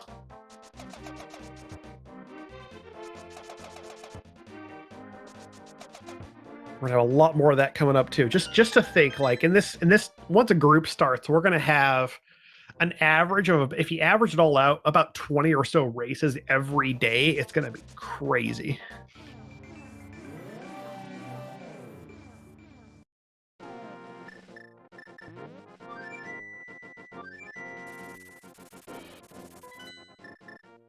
So Rick is in a pretty good shape here. Like, he get to go mode 2 dungeons. I missed where was the big key in Meyer? I actually think I missed it.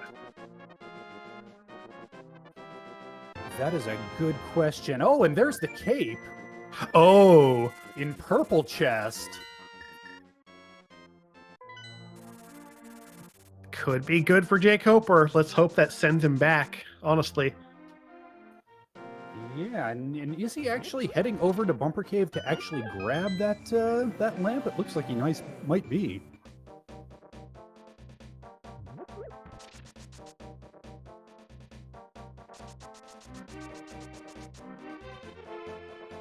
Yeah, I guess he wants the lamp.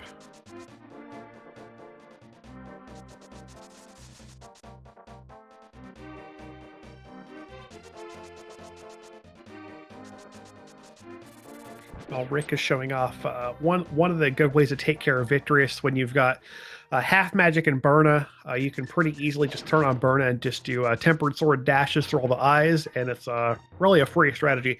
Not quite the fastest, but it's definitely a safe way to take care of the boss. Because Victorious is I mean, forget Trinex, like Victorious is the scariest boss in the game.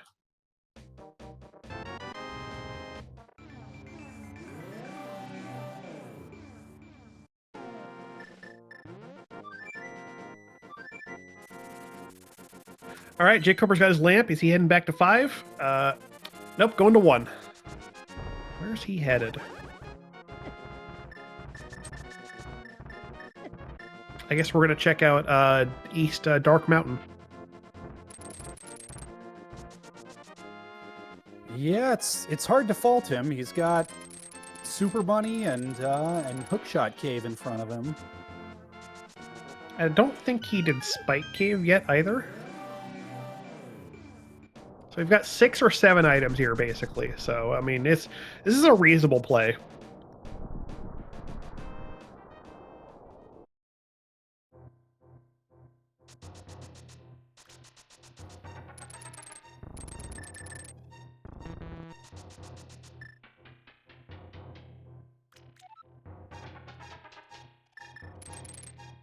Meanwhile, Rick is also heading up to the east side of the mountain, but he, of course, is eyeing up Turtle Rock, being his last dungeon. Turtle Rock, I mean, go mode TR, you basically get to skip Laser Bridge and like one of the checks in the middle section. That's about it. Maybe 2 checks in the middle, depending on how your key layout ends up. But you're still gonna end up checking like at least half the dungeon looking for the big key. And 3 necessary smalls to get through it. 4 if the big key ends up in vanilla.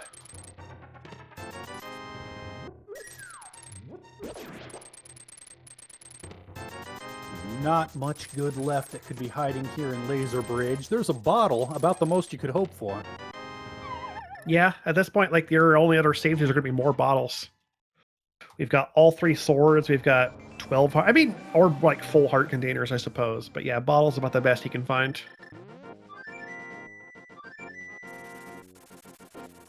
And there's our there's TR that Turtle big. Rock big key, yeah. So that lava chest, at the very least, will be skippable. Yep, we will most likely see the Poke Key stolen and used to enter through Crystal Roller, with the idea that there will be the last key needed within the Crystal Roller or Laser Bridge rooms. And jkoper's headed into Ice Palace. Unfortunately, he's not chasing the cape into Pod.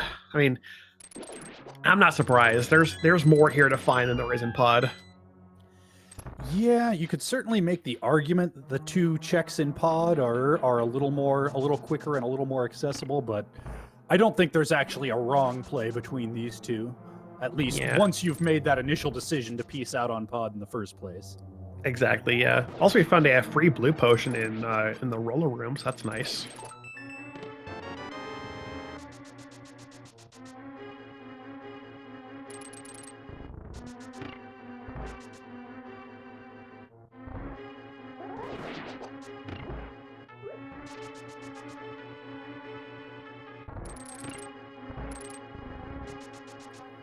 Chain Chomp's being only slightly rude this time.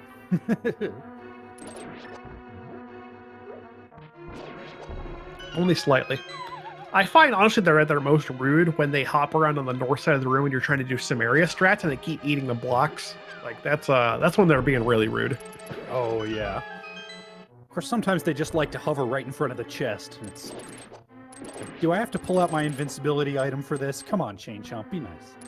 Please don't make me get Berna just to get the key out of the chest, please.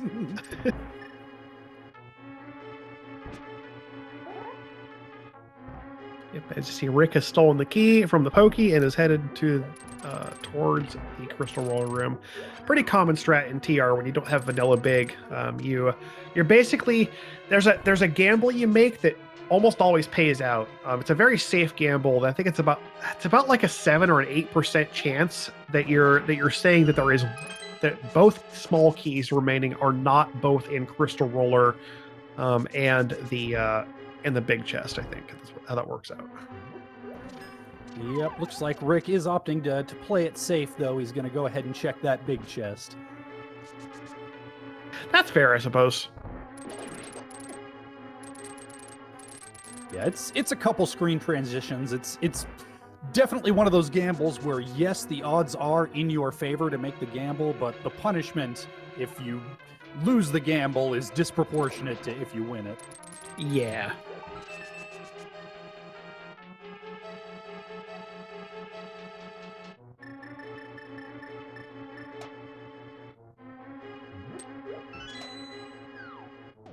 And there's our key and Crystal Roller. We are good to go.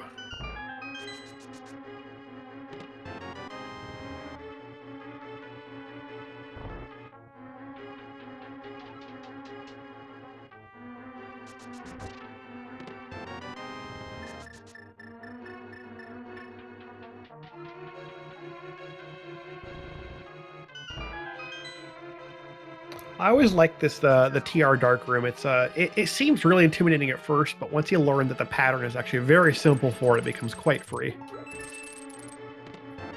Yeah, absolutely. No execution to speak of to worry about. Just remember which directions to hold when. It's fine. Yep, you're holding three directions after the button. It's super simple.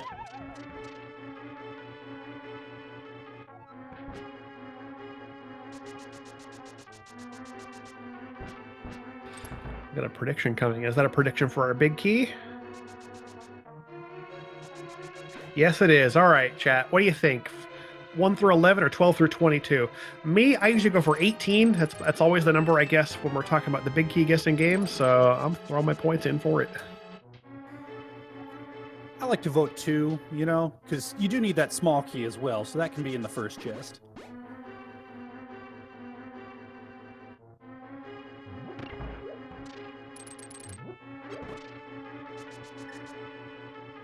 And we are not playing we're not running the bot for the actual GTBK guessing game during the qualifiers, but chat, still feel free to call out some numbers and get your guesses in for that key location.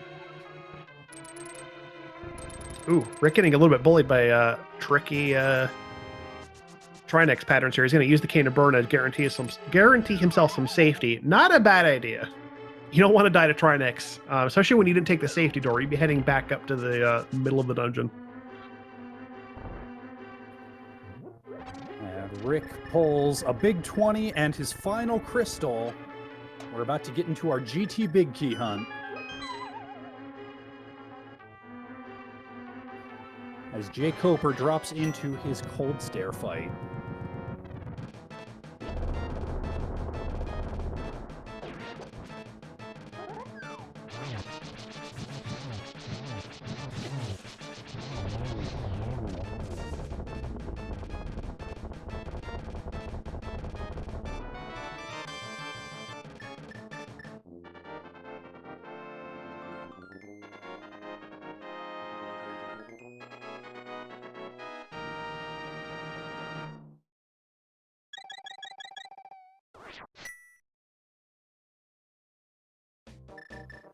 Adirondackrick entering GT at 1 hour, 28 minutes, and 43 seconds or so. And here we go. The pretty typical route, chicken hope room first. green 20.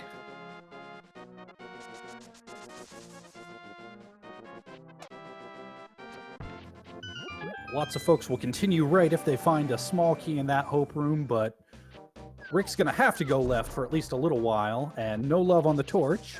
So those boots were not logically required, but boy, they're nice to have.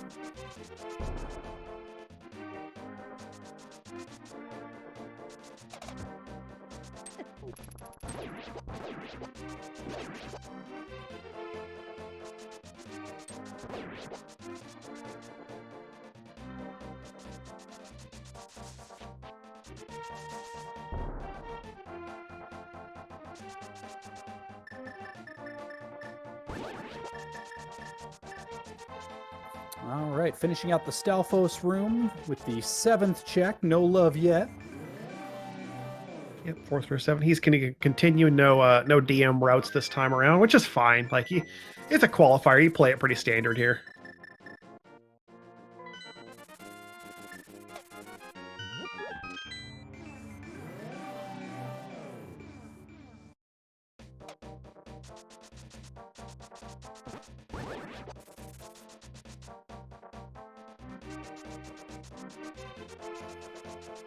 Rick having a little trouble with those blue boomerang strats on the crystal switches here. It's a bit of a tricky strat, which is why scrubs like me just suck it up and use the red cane. He's a little bit too far to the left. Yeah. If you're quick swapping in particular, it's very quick to just throw the boomerang and then one quick swap to the right and you're on the hook shot. Yeah. And jkoper's headed back in for green pendant pod, making the right call.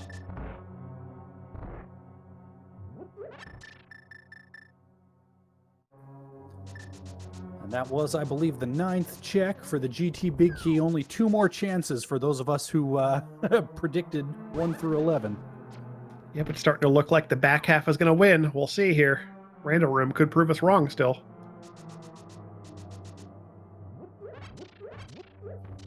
Ah, 'twas not to be. Enjoy my points. I am a winner. Excellent. I need to get some of those points back I missed on the first prediction. Check number 14 coming up on Bob's chest here.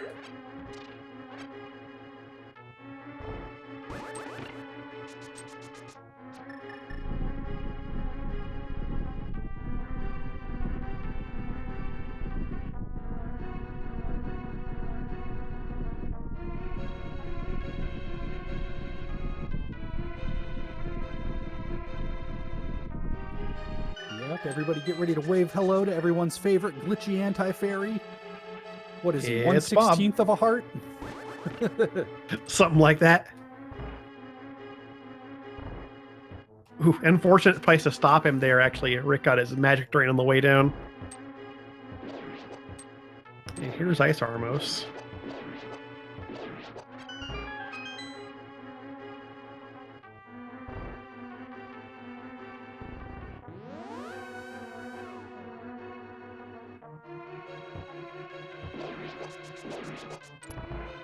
(15 through 17) coming up right here.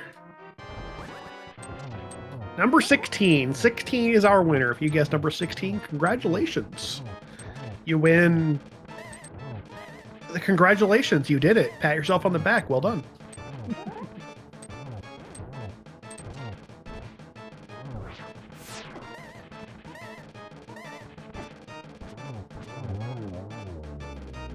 And jkoper about to get his red cane go mode item from Helmasaur. Can't imagine you're exactly happy to see it at this point. If you're in his shoes. No. You have to know that there aren't too many other places it could be, but still. You gotta know that a lot of folks would do that dark room a lot earlier than you did.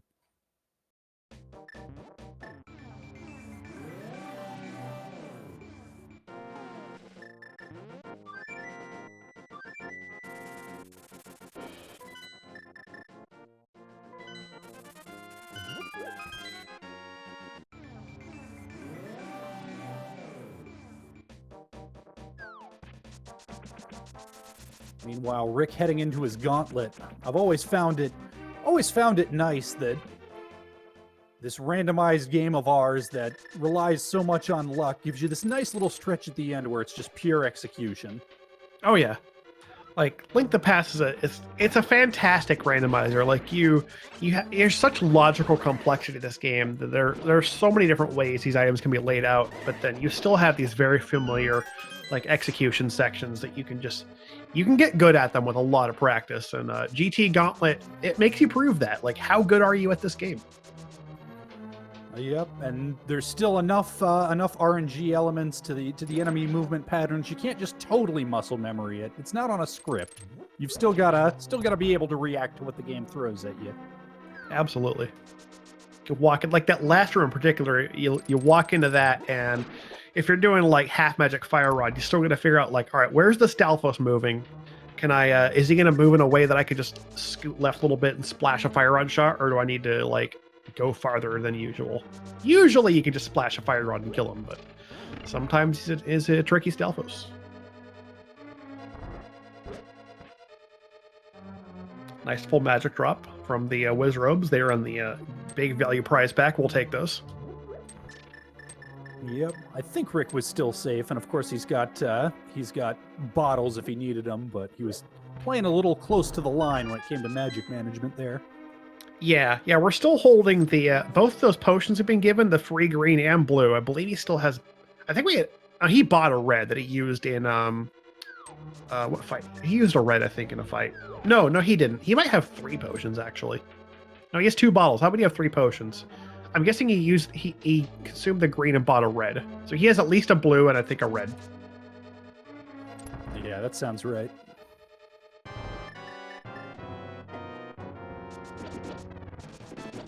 jkoper's on to victory, showing off the invincibility dashes with the cape this time.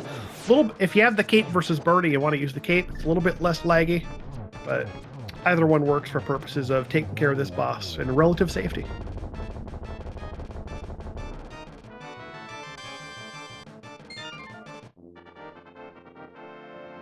Rick is charging on where he's got nothing left to find. There are no possible items up here that could really improve this safety other than finding like another free potion, which is very unlikely, and you're interested in getting done as soon as possible. Points are on the line. Absolutely, and as it is, he's got that half magic, he's got that tempered sword, he's got almost as many hearts as it's possible to get. It's unlikely we'll see either of those safeties that he already has come into play, let alone wishing for more.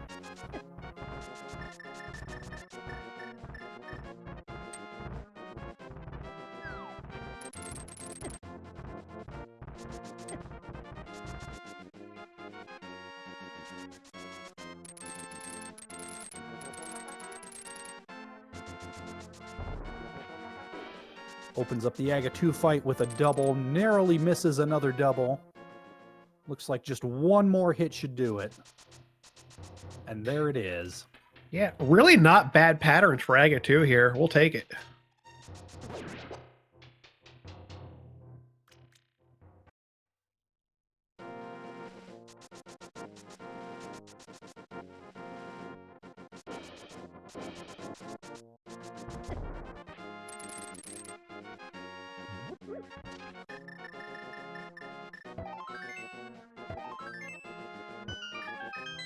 Meanwhile, jkoper trailing by a couple of dungeons, heading into his Turtle Rock as Rick drops down for his pig fight.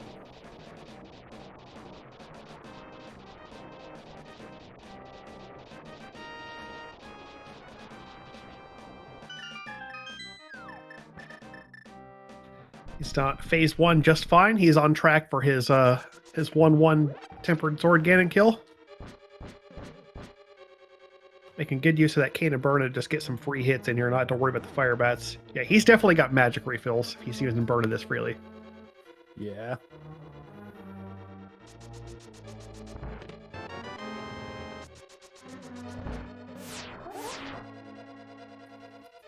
Yeah, especially lacking the lamp, he's going to be trying to make that torch glitch with the fire rod, which is certainly doable, but not quite as easy. Can't spam it quite as freely, and if you do miss a shot or two trying to get it, that's a lot more magic that you're burning.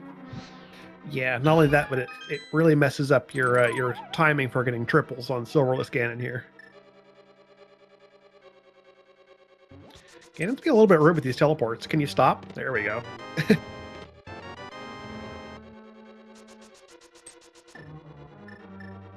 Torch successful. Good job. Yeah, the visual timing for that is the torch goes out at the same time that last floor tile drops on the left side.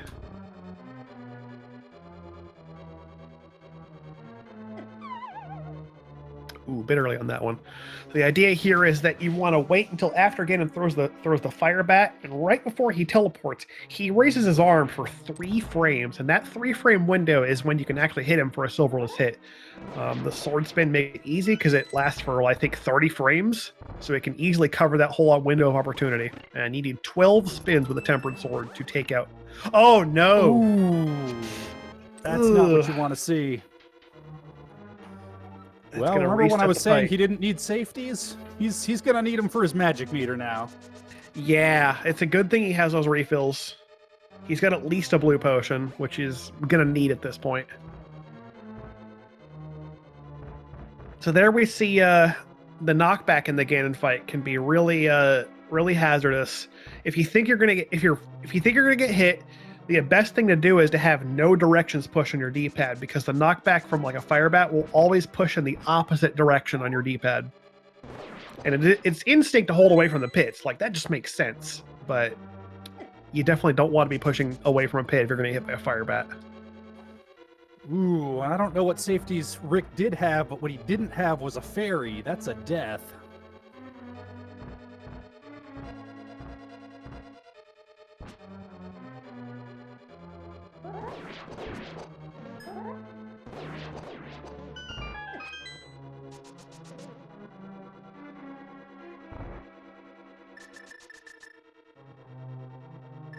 Didn't get the 1-1 this time, but okay, he's got a green, he got a blue and a red. All right, so the blue behind it will take care of his magic problems. He should be okay. Yeah. Get in the corner here. You get six free tempered spins, and you're done with this phase. No problem.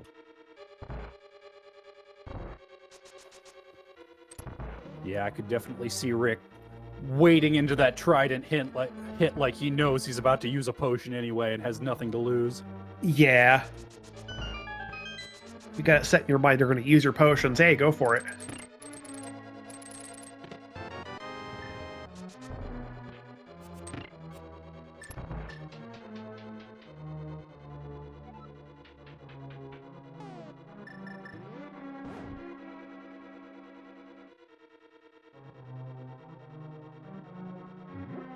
All right, gets the torch glitch again. That should be okay. As long as you don't take another fall here, we'd be all right.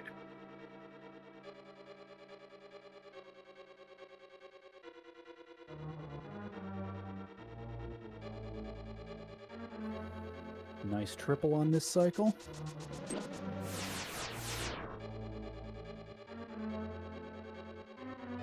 He was going for that one, and I see what happened there. Even not having the sound, I was like, yep. He tried to shoot the fire rod, didn't have it. It's like, whoops, I'm out of magic. Yep, the magic meter, the gradations that it displays are not exact, so it's easy to think you have enough for maybe one more shot. Nope, you didn't. Yeah, I think every 2 or 4 points of magic is one of the actual like notches on the meter that it displays. So it's definitely, yeah, it's not as precise as it could be, considering with half magic there are some items that take literally 2 points of magic to use. And he's done it. Rick has but one more obstacle left to surmount. Unfortunately, it's one of the easier ones in the game. It's just a 3-tile bridge. It's fine. He can handle it. And he's done it.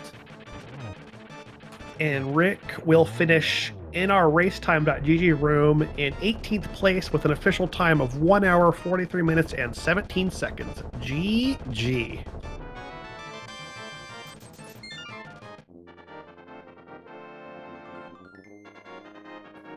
Now, jkoper's side, he has his 7th crystal. He's going to be heading over to the Ganon's Tower and getting on to his big key hunt and climb in short order here.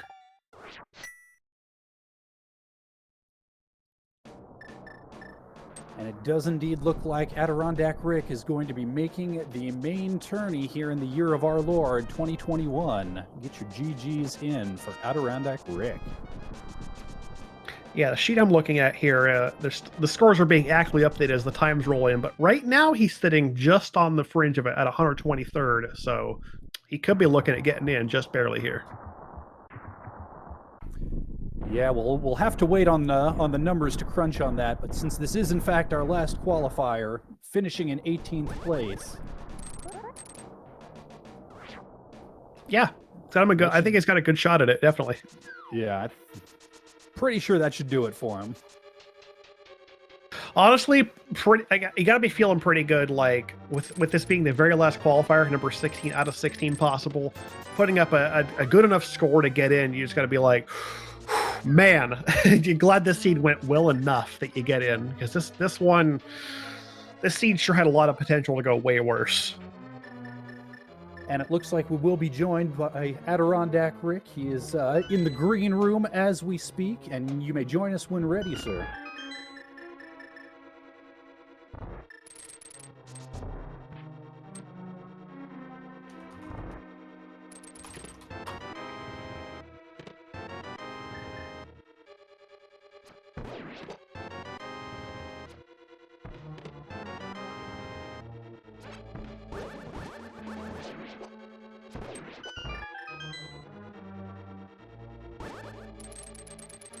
As we wait for Rick to jump up. Oh, and there he is. Congratulations, Adirondack Rick. Thank you, everybody. How are you feeling after this mess of a seed what's going through your head right now? A mix of emotions, and I think pretty much my thoughts throughout this entire seed was mixture of please get me into this tournament, because obviously my bubble was threatened to be popped today for the first part of that. Secondly, here I am going through Pendant Palace of Darkness, and there's nothing in here. There's absolutely nothing. Oh god, a mushroom. Well, I'm planning on going to Catfish after I'm done with this anyway, so I guess that makes routing sense, but please give me something substantial. And then Helmstar dropped the Cane of Samaria, and I felt immediately validated in my choice to go into Palace of Darkness. Yes, we're so glad to see. Like we were on the same page. Like, man, Pod just has nothing in it. Like, what's that mushroom going to turn into? But outside of that, like, where's the progression in Pendant Pod? It's got to be here, right? All the way to Helmstar. I was just like, wow, there's Samaria. We're so glad to see you actually go all the way and find that. And the funny thing is I'm going through this, and part of my problem is I have no idea how this is supposed to be unlocked, because the bow was on the old man, and I saw the lamp on Bumper Ledge, so I had no idea how this wanted me to get this. Yep, and because we don't know, we've seen several green 20s, but you don't know for sure whether any of those were like the sword, either of your armors. You can't even say for sure whether that there was another bow logically available. So I will say that regardless of the fact that the Swamp Palace had nothing else, I'm glad that I went there first because of the offense. Oh yeah, absolutely. Yeah, we had 3 swords at like about 25 minutes or so. Like, we got to tempered really quick. It was nice to see.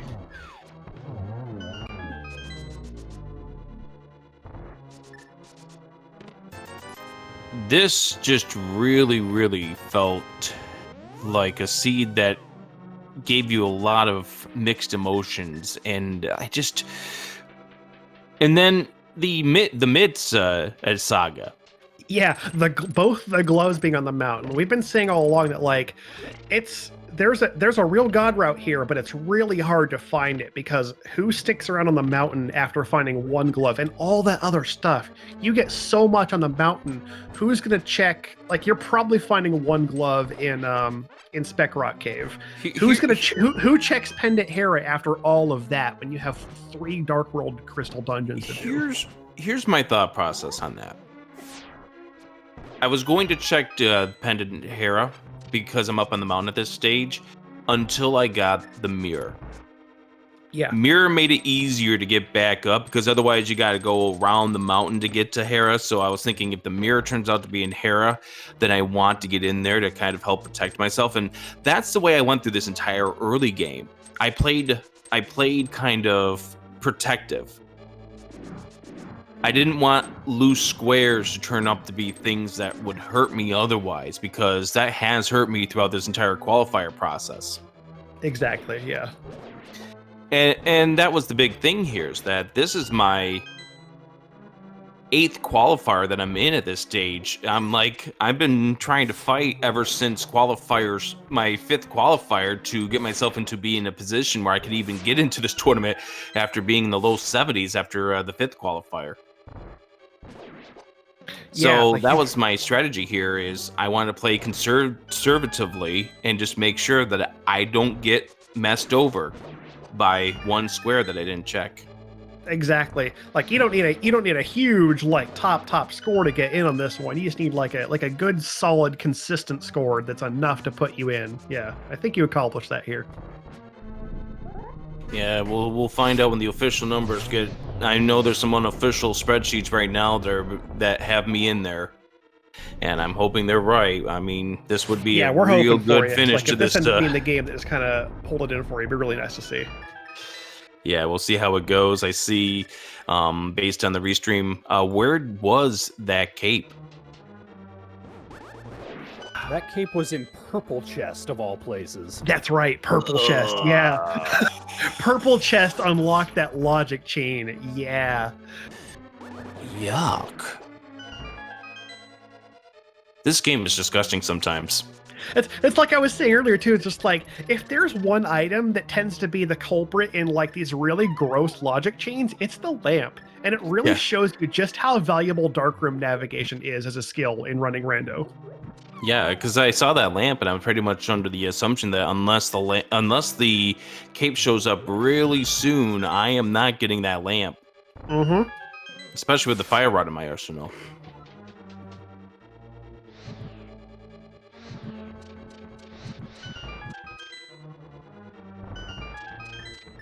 And then, of course, here I'm going through Turtle Rock, and I'm going through, I'm going through.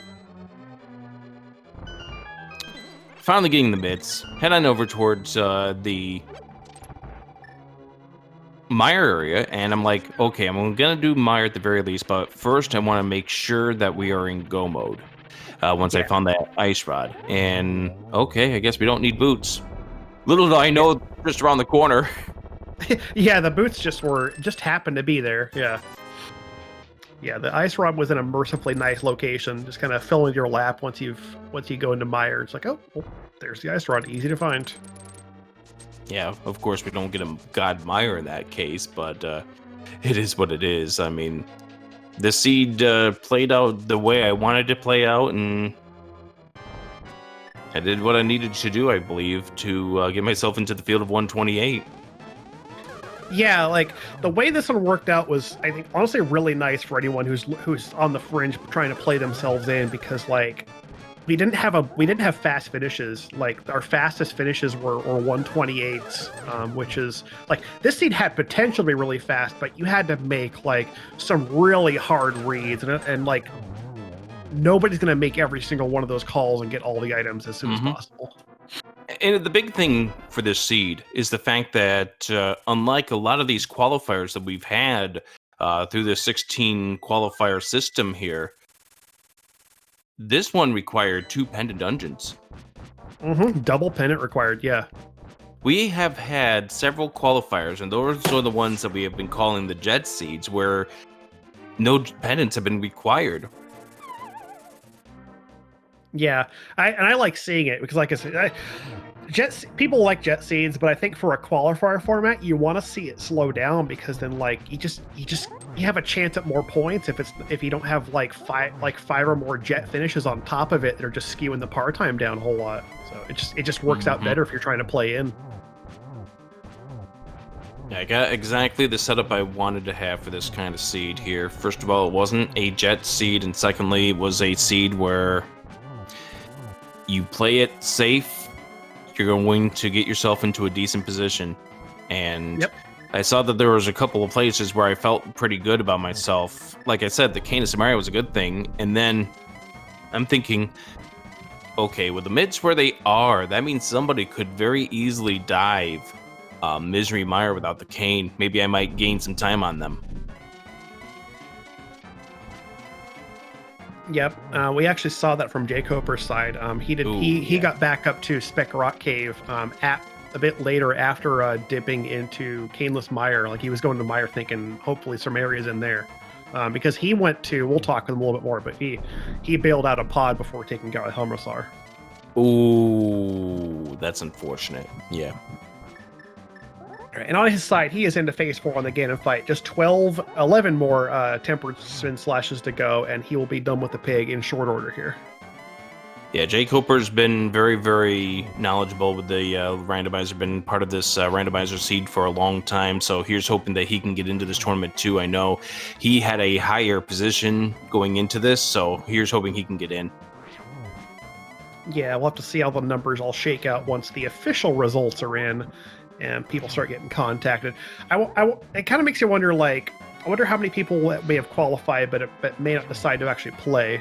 So you make it a few more that are just outside the fringe that get in by a process of dropouts. Well, speaking as an admin who was here for the last tournament, we had 2 who did not play in the groups that would have otherwise qualified in the last tournament. I'll let you go ahead and announce the jkoper's finish. Yep, he has taken care of the pig. We got a GG on jkoper's side. Get your GGs in chat. We're going to get his official time in just a moment here. As soon as I can find it in the list. Yep, and it looks, if I'm reading this right, looks like jkoper has finished in 42nd place with an official race time of 1 hour, 55 minutes, 46 seconds. So, speaking as an admin just getting back to what I was just finishing off saying, we had the number 129 and 130 qualify for the groups in the last tournament because 2 dropped out who didn't have the time to do the group stage of the tournament due to certain reasons. So anything is possible. Like, we could see that happen again here. We will be working to contact with everyone once we are done with this qualifier here and finalize the results and make sure that all the times are what they need to be. You heard it here first. Additional insight from one of our tournament admins. Thank you for a little bit of information. And that being said, I hope everyone can make their way on over here to SpeedGaming coming up on Saturday. The 17th, we're going to be doing the unveiling stream at 12 noon, featuring who will be our overall number 1. Cool. And in the race room or commentary booth here, welcome to jkoper, who has finished. GG to you. What are your thoughts on this crazy seed? Hey, thanks. I mean, it's just standard mode, so it's not that crazy. I don't know. It was fine. Just Canine, Pendant, Helmrasar. I wonder if anyone was bold enough to do Helmrasar in the dark out of logic and then had go mode mitts. Probably. You couldn't with the ice rod being in checkerboard. Oh yeah. Well, go mode mitts minus the ice rod, I guess. Yeah. That was my situation actually. Oh, was it really? So you did Helmrasar in the dark then? Yep. And yeah, I mean it's not difficult. We had the fire rod, obviously. So yeah. But yeah, I didn't have any reason to do Helmrasar. I had plenty of other stuff to do, so that's the way things happen. So I made a few mistakes. My only real regret was maybe I should have I could have skipped left side of Mire because the left side of Mire was actually it was cane blocked because the last key was on Vitreous. But so I should have considered harder skipping at least the cutscene chest. But either way, it's not a big deal. I made a few small mistakes here and there. out of nervousness from being on Restream in particular. But I still got like a 78, 79, and I'm okay with that. That's way better than my probably closer to a 78, I think. But that's much better than my previous low. So that should put me solidly in the bracket now, I would think. And Rick, you did what you needed to do. That seems good, right? Yeah, this feels really good, although I had a little bit of difficulty at Ganon, but I did exactly what I needed to do, so... Did you fall? Did you fall or die, or...? Both. I wound up hitting him with a fire rod shot, which kind of frazzled me a little bit, so I took a fall, and then second go around, I decided to give him a big old hug, because that's good old bacon. Yeah. There was, I think in one of the qualifiers, I actually ran into Ganon immediately, on accident, and died. If you're gonna die on Ganon, that's definitely the best time to do it. But yeah, I don't know. Other than that, everything was pretty okay. I know that I don't do a lot of the tricks that people do. I do Hera pot, but not super comfortable with it. So, I actually gave up on it a little earlier than I probably should have. I thought I was down to 1 heart, but then I neglected the fact that I had picked up the heart from the Moldorm. So I could have given it another shot, but I get confused between a couple of the pixels sometimes on that. Anyway, and I should definitely learn Diver Down at least. But I've been telling myself if I make it to the next stage, maybe I'll actually learn some things. So we'll see if that happens. Yeah, when I was in Swamp, it was at the very beginning when we first got Dark World access. I did not trust my bomb strats, and I didn't really have a whole lot of hearts to play around with at that point, so I didn't want to even chance it at that stage, so I just played it regular. Yeah, I suppose I was in a similar situation. Swamp was the first thing I did in Dark World 2. I did Hype Cave and then straight into Swamp. Yeah, you two were pretty much running the same route until like after Village of Outcasts. I think that's when we finally saw some divergence. Yeah, like this scene pretty much laid it out. Like, here, just do like all these dungeons first, and then figure out what you want to do next. Yeah, those are the ones that kind of make me feel icky, because like I said, I was going through Palace of Darkness. Please give me something. Please give me something that makes this worth it. And then all of a sudden the cane dropped, and there we go. Yep, that cane was in quite a place. All right, well, we should probably start wrapping up here soon. Well played to both of you. I do hope you both get in. We're waiting for the final numbers. Any final thoughts on the seed or how you played tonight? Yeah, well, first of all, GG to you, jkoper, and good luck to you in the groups. Yeah, thanks. Same to you, Rick. Thank you. Thanks for doing the restream commentary and everything like that, guys. The tracking, I'm sure, too. So. Yeah, indeed. Thank you again to our tracker tonight, Yorinker's wife. Doing a great job keeping the items updated on screen, and also to my co-commentator, Ben. It's been a pleasure commentating with you. Yep, it was a lot of fun. You guys put on a great show. Thanks to both our runners and to everybody behind the scenes at the SpeedGaming Network. And stay tuned. I'm getting word that we've got a Final Fantasy I randomizer race starting here in just about 10 minutes. Just before we go, just a reminder, coming up 12 noon Saturday is going to be when we do the unveiling for the groups for this tournament for the next stage. Be sure to stay tuned for that. I'm looking forward to it. Until then, Link to the Past viewers on SpeedGaming. Take care of yourselves. We'll see you here soon for the next one.